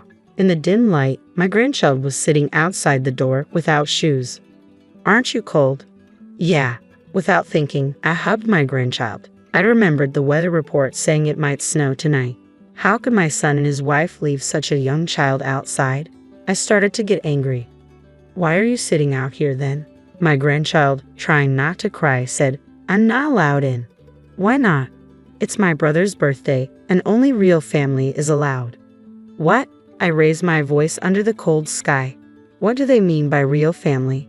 My grandchild, overwhelmed with emotion, began to cry loudly, his face a mess with tears and a runny nose. Let's go somewhere warm, okay? It's cold here. You must be hungry too, right? We'll get there soon. Near my son's house, there was a pub run by an old friend. I couldn't be picky about the place. Thinking they would welcome us, I opened the door. Oh, you're back again. Got a bit of a situation. My grandchild peeked out from behind me. Is that your grandchild? Yes, that's right. I immediately contacted someone. What my son and his wife were doing was unacceptable. Leaving my precious grandchild like this. They're going to face the consequences. As a mother and mother-in-law, I was ready to act. By calling the real family, my son and his wife were about to face their reckoning. My name is Veronica, and I just turned 60 this year. My husband, whom I had been with for many years, passed away from an illness about 2 years ago.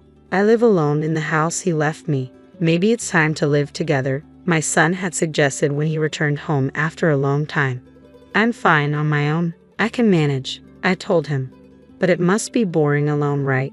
Indeed, I'm alone, but somehow I don't feel lonely in this house. That's a shame. Sally, my son's wife, who came with him, seemed a bit relieved. My reluctance to live together was largely due to her presence. She was my son's second wife.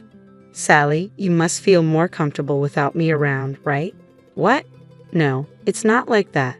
At the time, I was a bit standoffish. I wasn't particularly close or distant with Sally, but we never quite clicked. My son and his wife have 2 children, but their daughter Natalia is my son's stepdaughter. I've heard he took her in somewhat reluctantly. Their younger son, John, was born shortly after they remarried. By the way, where is Natalia? Oh, Natalia is at a friend's house. I see. Now that I think about it, they rarely brought Natalia when they visited my house. And even when they did, I sensed a distance in their interactions with her. It wasn't like this with his first wife. What changed? I believe my son's first marriage ended due to his wife's infidelity. Although I had exchanged contact information with his ex-wife, we never stayed in touch. It was about 4 years ago when my son appeared with Sally, his new wife. What surprised me even more was that she was already pregnant. Nice to meet you, Veronica. Nice to meet you too. At that time, I felt it wasn't my place to interfere if my son had chosen her. But as issues involving me began to arise, so did my questions. Sally's true nature started to emerge, perhaps because she found my presence bothersome. The recent incident with Natalia was a clear example. Is Natalia really at a friend's? I inquired. I already told you that, she replied, clearly annoyed. But little did I know, this was just the beginning. What's with the raised voice, Sally? My son entered, sensing tension. It's nothing. Sally brushed it off, shooting me a glare before turning to John. I suspected they were hiding something about Natalia from me, judging by Sally's defensive reaction. But at that moment, I had no way to confirm it.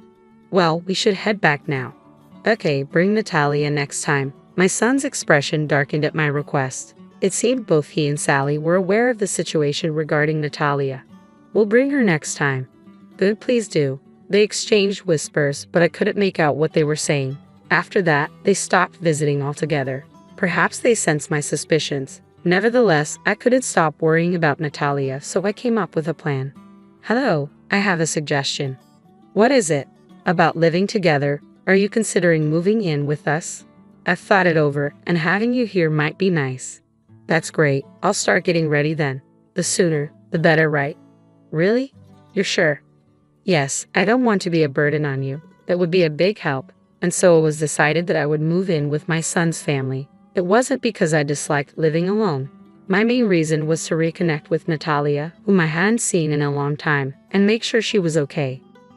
I had considered visiting, but the distance made frequent trips impractical, as it was nearly 2 hours by train. I hoped this move would resolve things, but there was a lingering unease. Still, I couldn't just sit back and do nothing. I immediately began preparing to move to my son's house, packing up my belongings and arranging for movers. 2 weeks later, I settled into living with them. Let's get along well from now on. From today, think of this place as your own home and relax. Thank you, I appreciate it. After the greetings, I went to see Natalia. I was speechless when I saw her. She should be 9 years old now, but she looked so thin. Natalia, do you remember me? Grandma? Yes, that's right. Grandma will live here with you from today. Really? Yay! Her smile, though fragile, was filled with effort.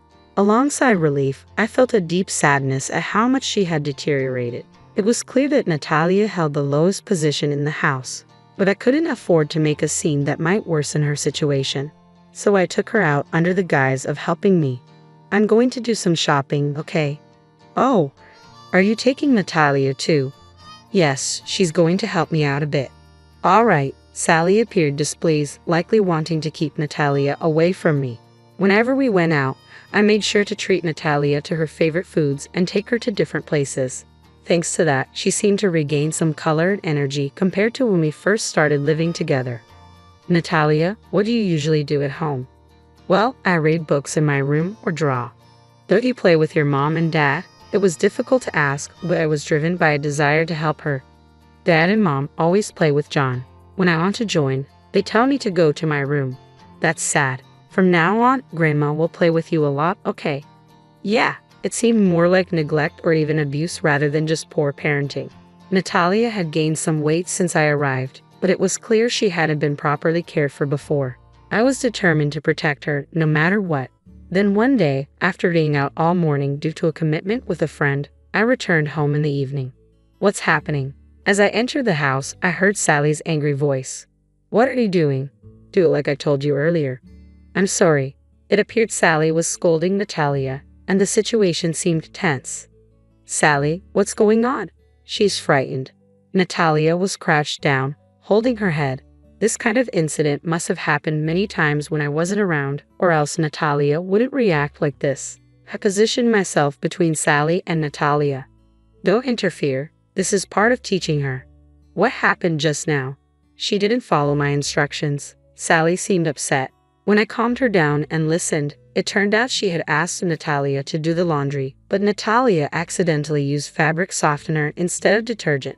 Everyone makes mistakes, right? Especially since Natalia is only 8. That's not an excuse, Sally snapped.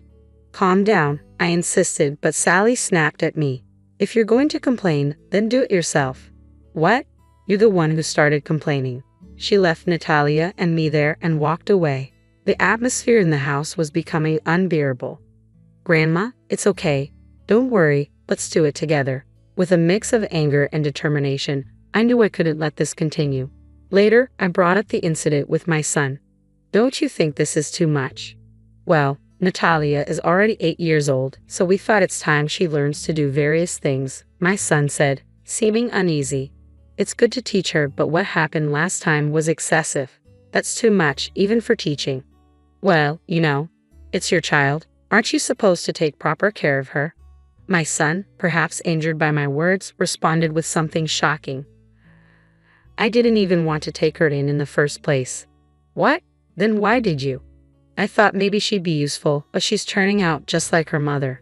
He continued to criticize his ex-wife, sounding more like he was trying to justify himself rather than expressing genuine anger. I was stunned by his words. Anyway, please pay more attention to Natalia. She's lonely too. I know, he said, but despite his words, my son and his wife continued to make Natalia do chores like cleaning, laundry, and even going shopping alone.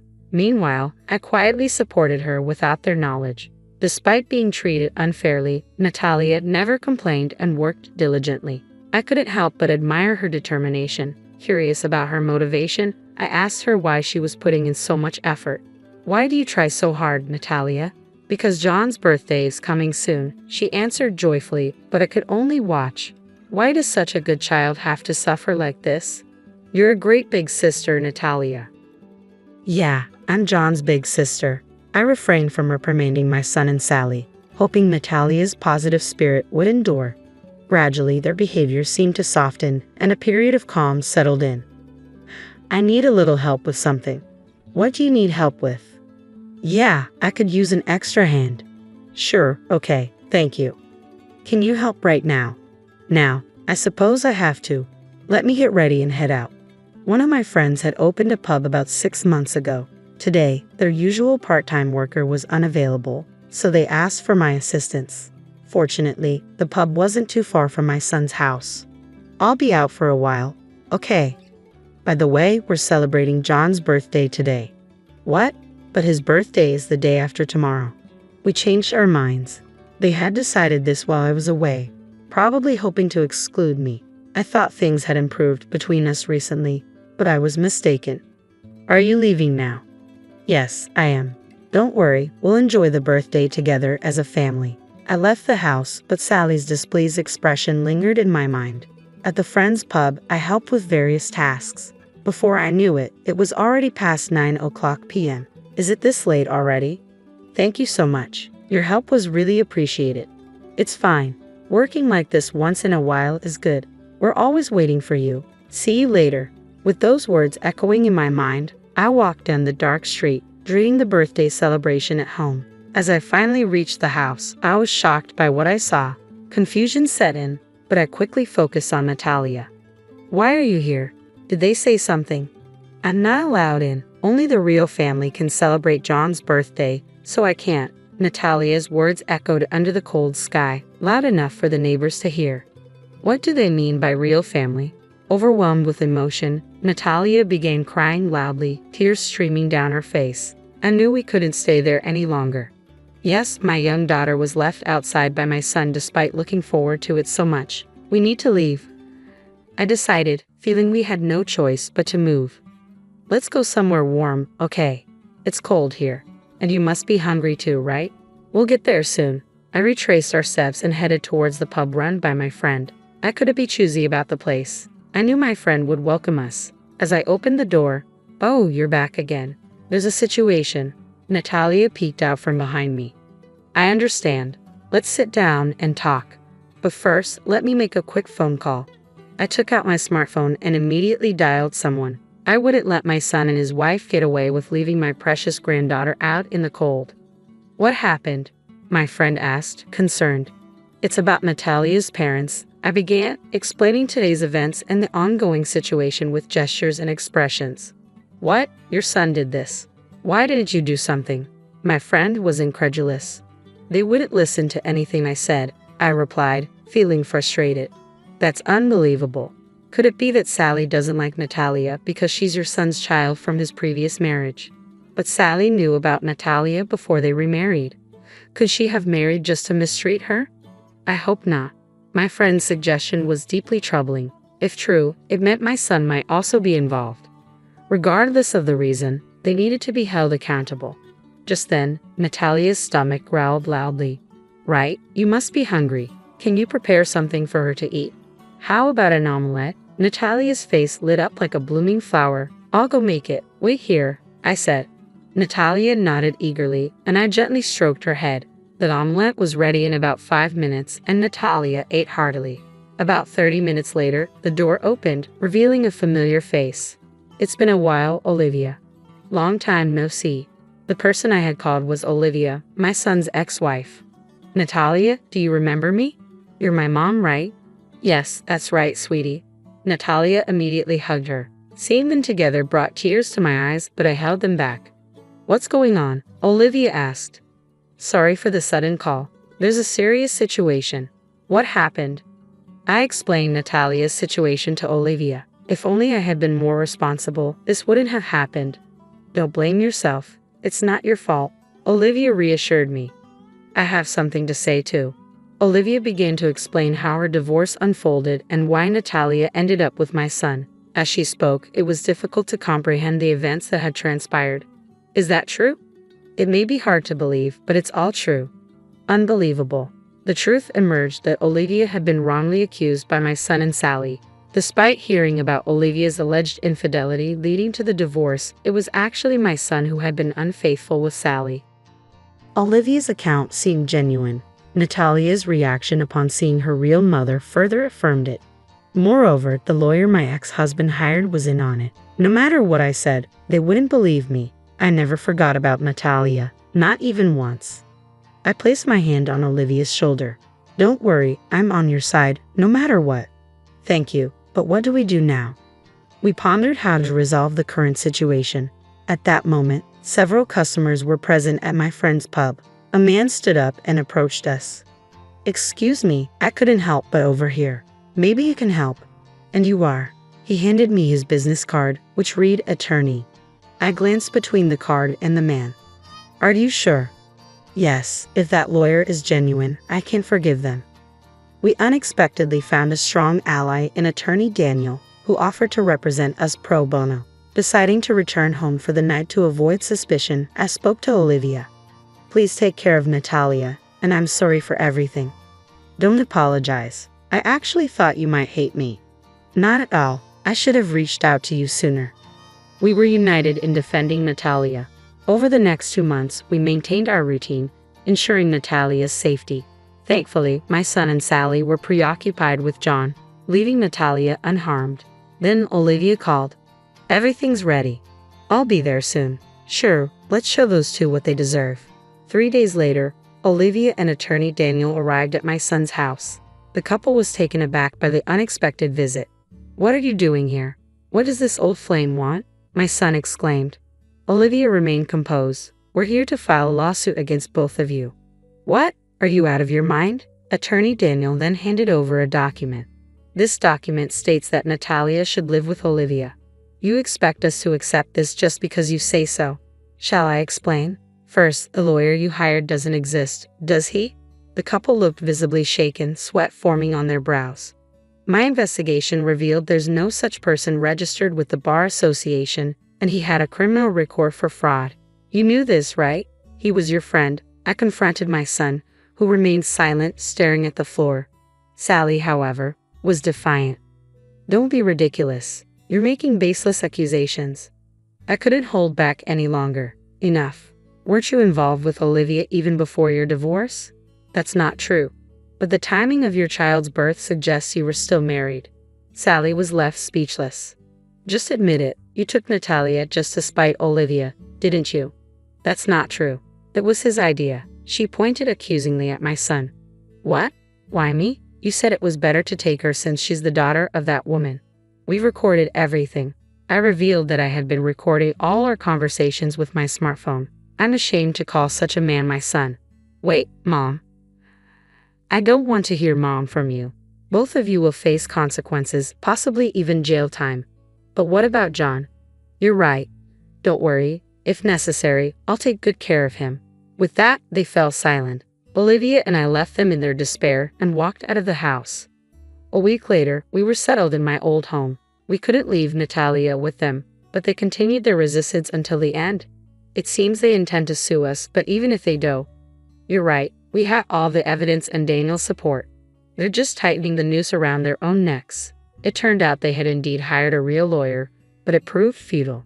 The trial ended decisively in our favor. They lost and were saddled with hefty alimony payments and other charges. A week after the trial, my son reached out to me. I'm sorry for everything. Please help me. You're mistaken if you think you should apologize to me. You're the only one I can turn to, Mom. His voice sounded weak. Unfortunately, I no longer have a son. Don't contact me again. With that, I hung up. Following the incident, my son and Sally's relationship deteriorated, leading to their divorce. They both had to work tirelessly to pay off their debts, and John went to live with Sally's parents. All that remained for them was financial struggle. We'll visit soon, okay? Come with Mom. We'll be waiting. Since then, I've returned to my home, living as I please. My happiness now comes from visits with Natalia and Olivia. My future looks bright.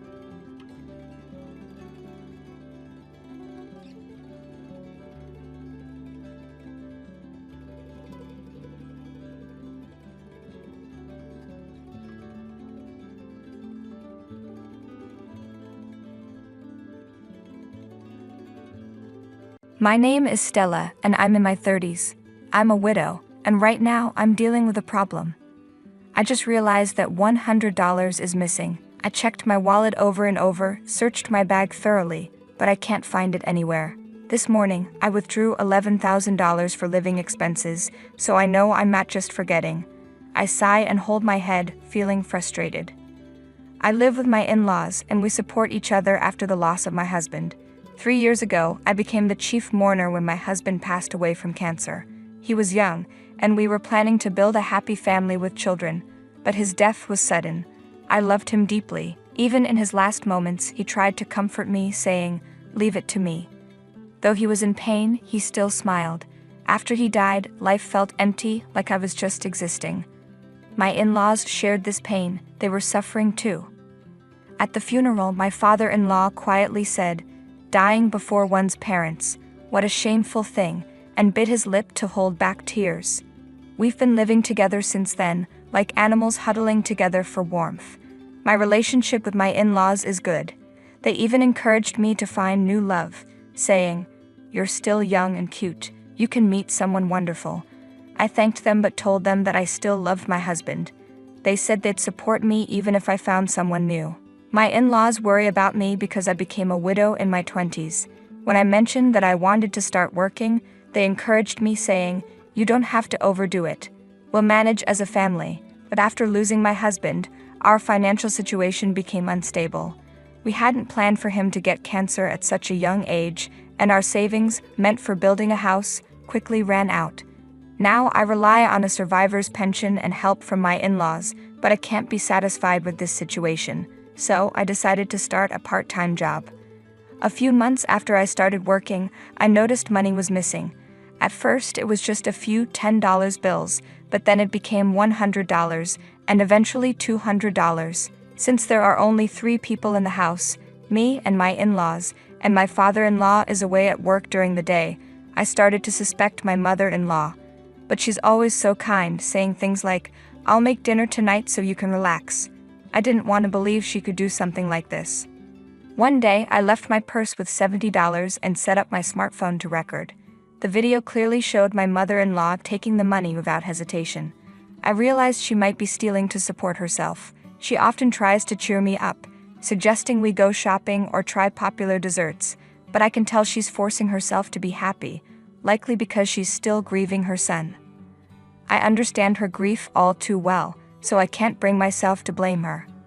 I'm still in my 20s and have some energy left, so I decided to work more until my mother-in-law can find peace. That's why I started working late at night, where the pay is better. It's mid-November now, and the nights are getting colder. Soon, it will be a year since my husband passed away. I remember how he suddenly suggested, "Shall we go to the store to buy ice cream?" in the middle of the night. We walked down the quiet street holding hands. His hand was large, thick, and very warm. Even though he had become quite thin before he passed away, the warmth of his hand never changed. Now I put my cold hands in my pockets and hurry to the store. The store where I work at night is usually quiet but still busy, even though only 2 people work there.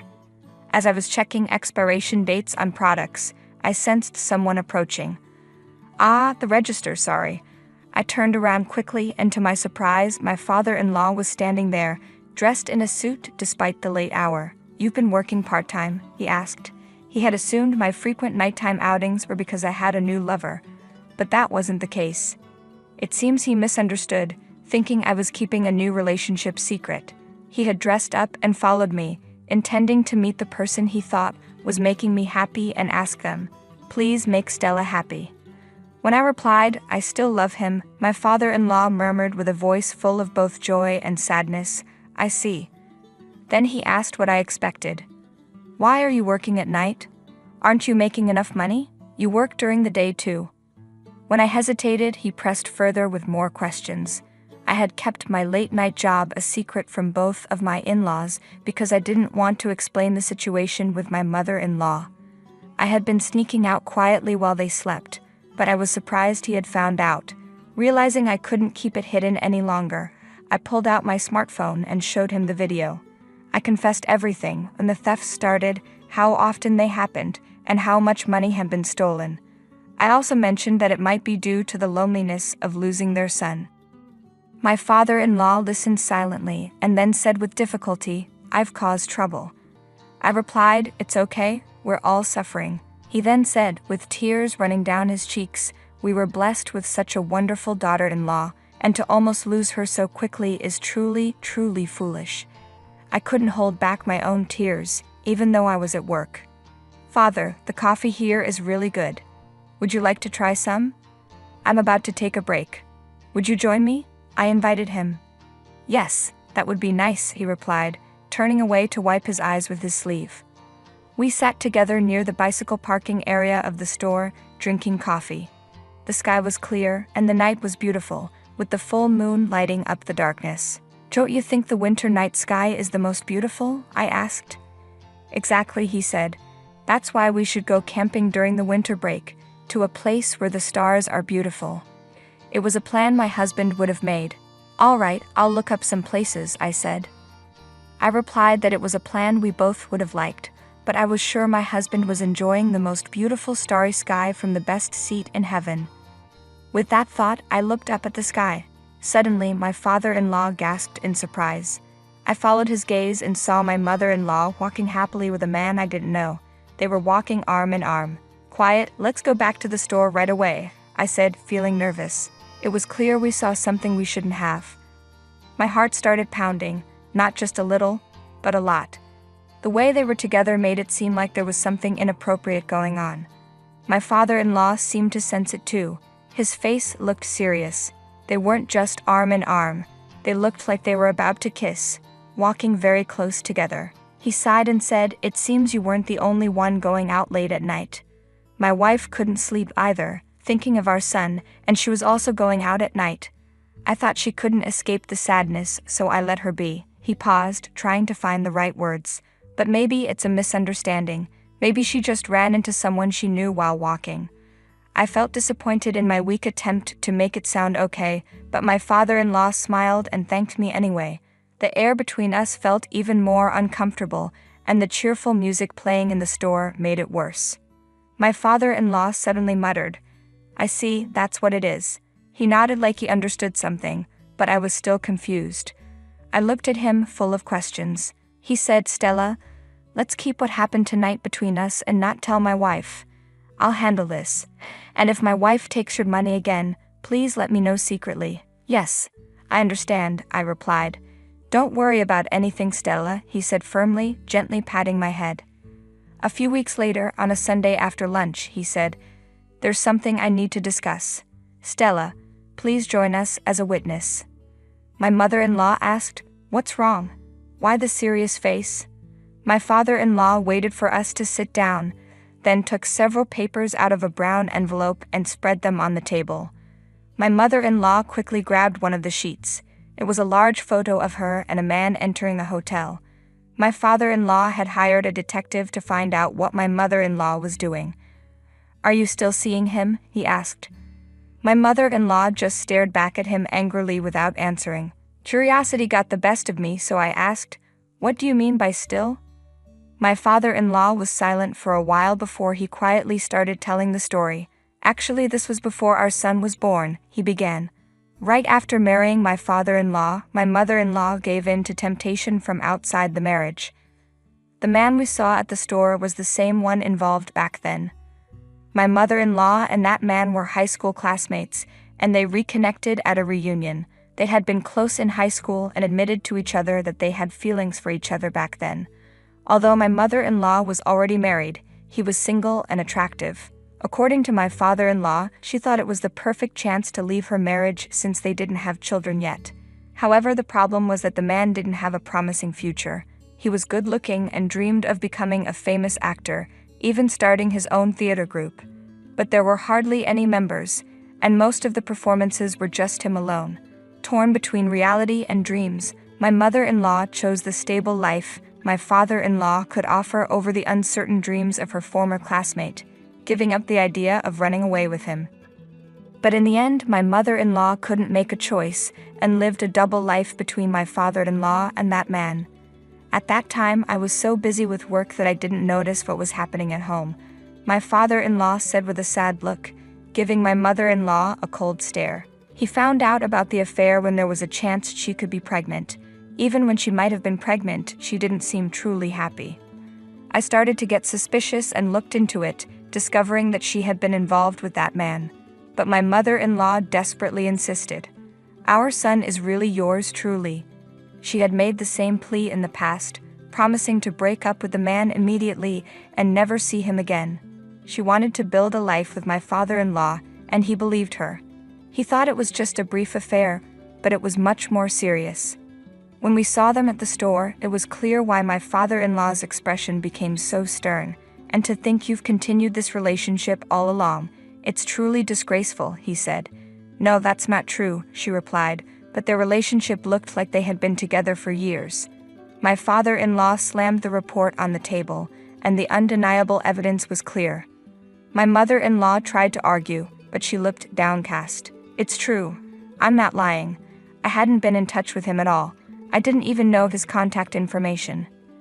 Then why were you together? My father-in-law pressed. He came to our son's funeral. My mother-in-law answered. What? My father-in-law exclaimed in surprise. Maybe you called him because he's the real father. That's not true. Our child is really yours. He just came for the funeral, she insisted. I see. Really, I was just lonely after our son died. I just wanted to see him again. But I didn't know his contact, so I looked up his stage name on the internet and found his theater group's email address. So you started seeing each other again? Because I couldn't help it. I was tormented by our son's memory. I wanted to be free too, she said, turning to me. Stella, you understand, don't you? My mother-in-law pleaded, but I was speechless, frozen in shock as I learned about my in-laws' past. How much had my husband known about all of this? Thinking of him made my heart ache as my mother-in-law kept trying to defend herself. My father-in-law just shook his head in disbelief. No matter how believable your story sounds, I won't fall for it anymore. I won't be deceived again, he declared. What do you mean by deceiving?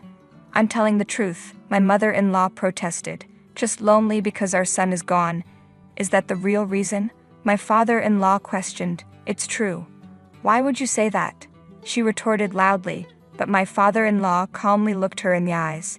Stella, the money stolen from your purse went to that man's drinking and gambling, he said quietly. What? I was shocked.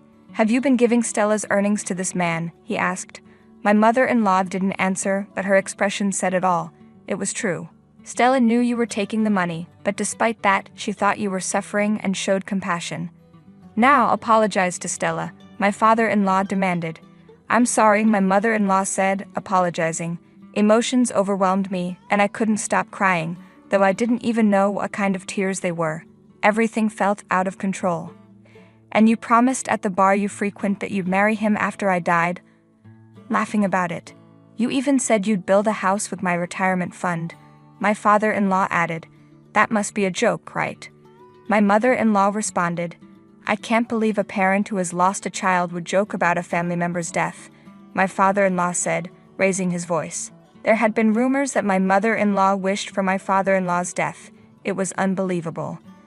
Unable to bear it any longer, I rushed out of the living room and curled up in the hallway, wiping away my unending tears.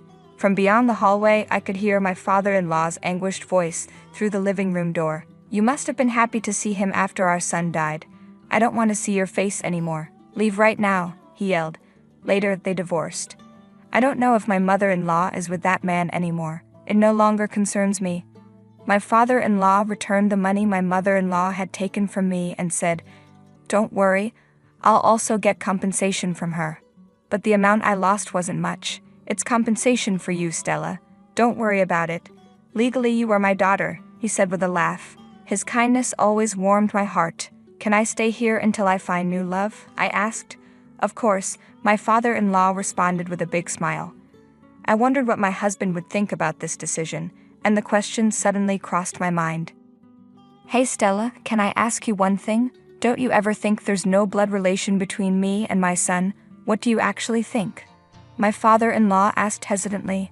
This must have been weighing on his mind for a long time. His face was tense with anxiety. He had raised his son alone, unable to confide in anyone. I looked him straight in the eye and answered lightly, Oh, was that what you were worried about? That was it, he replied. I couldn't help but laugh. Of course you are father and son. Remember what you said at the store, Stella, you don't have to worry about anything. Leave it all to me. His way of speaking and his actions are so much like yours, it's as if he was possessed by you. No doubt you are a real father and son, I guarantee it. Hearing those words, My father-in-law started to cry, his emotions finally collapsing. "Thank you, really thank you," he said, and I gently rubbed his back. "Father, thank you for raising him so wonderfully." At that moment, my father-in-law took my hand and squeezed it tightly. His hand was as warm as his son's.